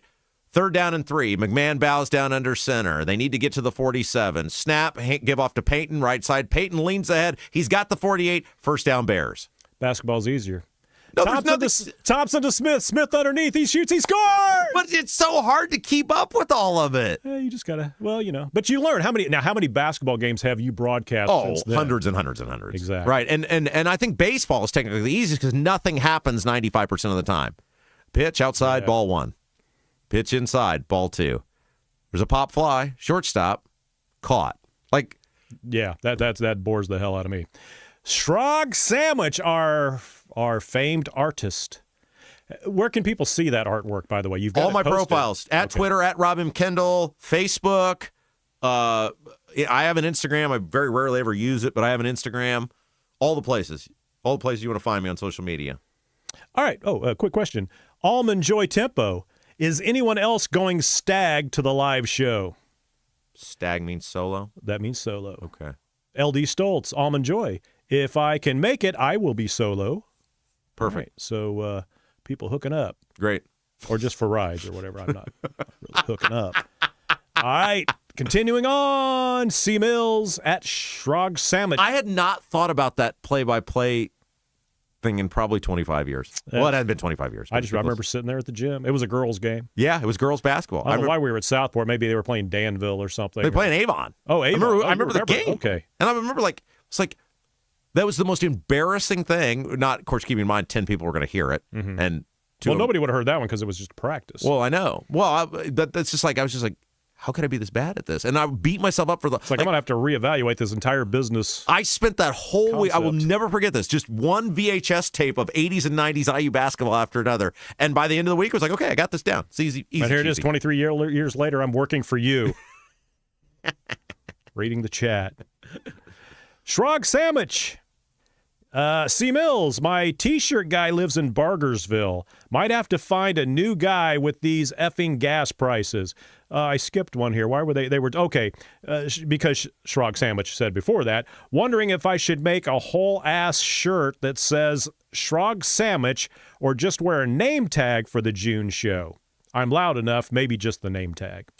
We probably ought to get those little sticky name tags for people if you're in the chat, so people can, like, when you show up, right. I'll have John maybe put those out. There we go. Yeah. There we go. C. Mills said he's getting a shirt made. That's when Shrog Sandwich replied about the T-shirt guy. And guys, look, we want to sell this thing out. We want to sell it out quick like the last one. Tell your friends. Tell the people we're doing it. It's going to be a rocking good time. Get your tickets. Let's have fun together. Oh, Almond Joy Tippo says, I want to go, but don't know anybody. You will know everybody. Yeah. This is a family event. Come on out. You will make friends. Yeah, you got to friends. You got to go. And you'll life. get to meet me. If you get the lower level seat, you get to meet me. You get to come back, hang out with me for a little bit. We'll talk. We'll take a photo together. You will know everyone. You just know them by their screen names. Guarantee if you show up alone, you will make friends. Drew, does anybody else miss hearing about Kathy Cheesem? Linda Cheesem. It's Linda Cheesem. I did send an email to Linda, and she's awesome. She emails back very quickly. I told her, I said, we want to get you on the show, and we'll see how that goes. But I did extend the invite. Was watching the Fever game the other night, and, of course, they got beat in their opener like all Indiana teams. Kenny, our guy Kenny said take the points with the Fever, and I should have listened to him. Yeah, he should have. But during one of the timeouts, I glanced up, and there was some girl running around the court with a big sign. Uh-huh. It was like a Cheez-Its. Oh, Cheez-Its. That was pretty funny. Okay. I guess maybe only to me. White Rabbit. Shrog Sandwich. What show? Shrog Sandwich. The live show at Mad Hatter in June. Vic Ferrari. No one's mad about the Pacers draft fiasco because we all know that's how it would go. I'm right there with you. Mad Duck. I'm not mad because I don't care. Well, it's a good position to be in. Kevin Branham. There's the velvety voice of Jason. Oh, jeez. Shrog Sandwich. If you ditch the desk, where are you going to put the I pay drawing? Well, that would go on the wall or something. We'll frame it. We're going to put it on a billboard. Debbie Are we doing that? Yeah, we're doing that. Will people be able to see it? We'll see it. We'll know. It's the inside joke. But I'm saying, like, can you blow that thing up to where it would fit on a billboard? Anything will fit on a billboard. Okay. I mean, you can. Yeah, you don't have to blow it up like 6 feet, the actual billboard. Yeah. So you make it on the computer, and then they just digitally put it up there. Diego will blow a gasket if we do that. We have to do that. Basically, you make it the size on the computer, like the size of a bumper sticker, a regular bumper sticker, and then they blow that up. So we'll have the logo, Rob Kendall Show logo, and then on one side, on one half, and the other side will just be the no explanation, just the artwork of Diego. And everybody will people will love that. He will hate it. That's awesome. All right, Mad Duck. I like the desk. He just needs a bigger one, big enough for two. That's not going to work. Born to Backroad. I just checked the other show and looks like just one chatter talking to herself. What a disaster. Well, in fairness, it was basically one guy talking to himself for 4 years on the show. So is it really that much different? Okay, Debbie Holcomb. Rob, with the podcast, you lean forward on your desk. At the radio show, you would sit back in your chair, not leaning on the desk, which had the computer. You're not sitting the same, hence the back pain. Yeah. And it gives me fits, too, because before we come back from commercial break, every time I have to jump up and go over and adjust his mic because he moves every time. And he's like a kid that just won't sit still. And it's like, well, you have to talk into the microphone. Yeah, but here's the thing. And I'm not faulting you for this because you're doing your job. Because you would be lying if you did. Well, my life depends on what I call organized chaos, right? Like I have the OCD, and so I need things to like stay where they are. Like I don't need them to be like. That's what I'm saying. Like this room is like, a disaster outside of the studio, but that doesn't bother me. Like it's not like, oh, things are everywhere. I just need to know things are everywhere in the way they're supposed to be. Right. And the fact that we keep moving stuff all the time, like right now, it freaks me out. People that are watching, you can see Rob is way over to the his left, your right, or whatever. And I keep saying, scoot over toward the plant. And he'll scoot over a little bit, and then he'll start the show, and he'll go, okay, so.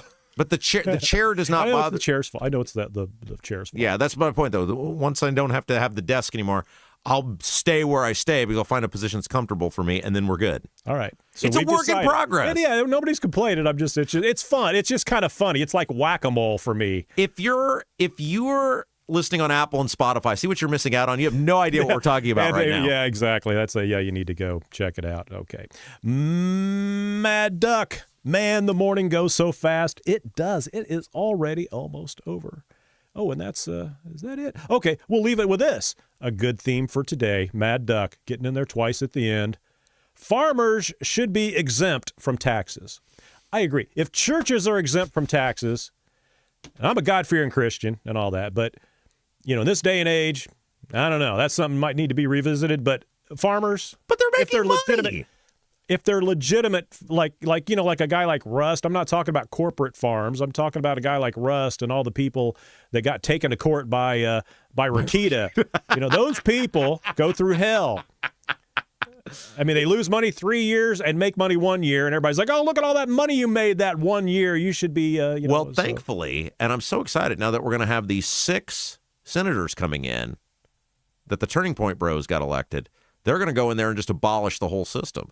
They were all promising that they're going to lower my property taxes, or at least most of them were. Mm-hmm. So I'm very excited to see what they have in store and how they're going to come up with that in about 6 months. I think it's going to be great. And they're going to tell Braun and the rest of the Senate and the House what to do. So that's going to be awesome. All right. I would like to have 100 followers within the next 5 minutes on Producer Jason on Facebook. And I know a lot of people don't go to Facebook, but for those of you that still have Facebook, Producer Jason.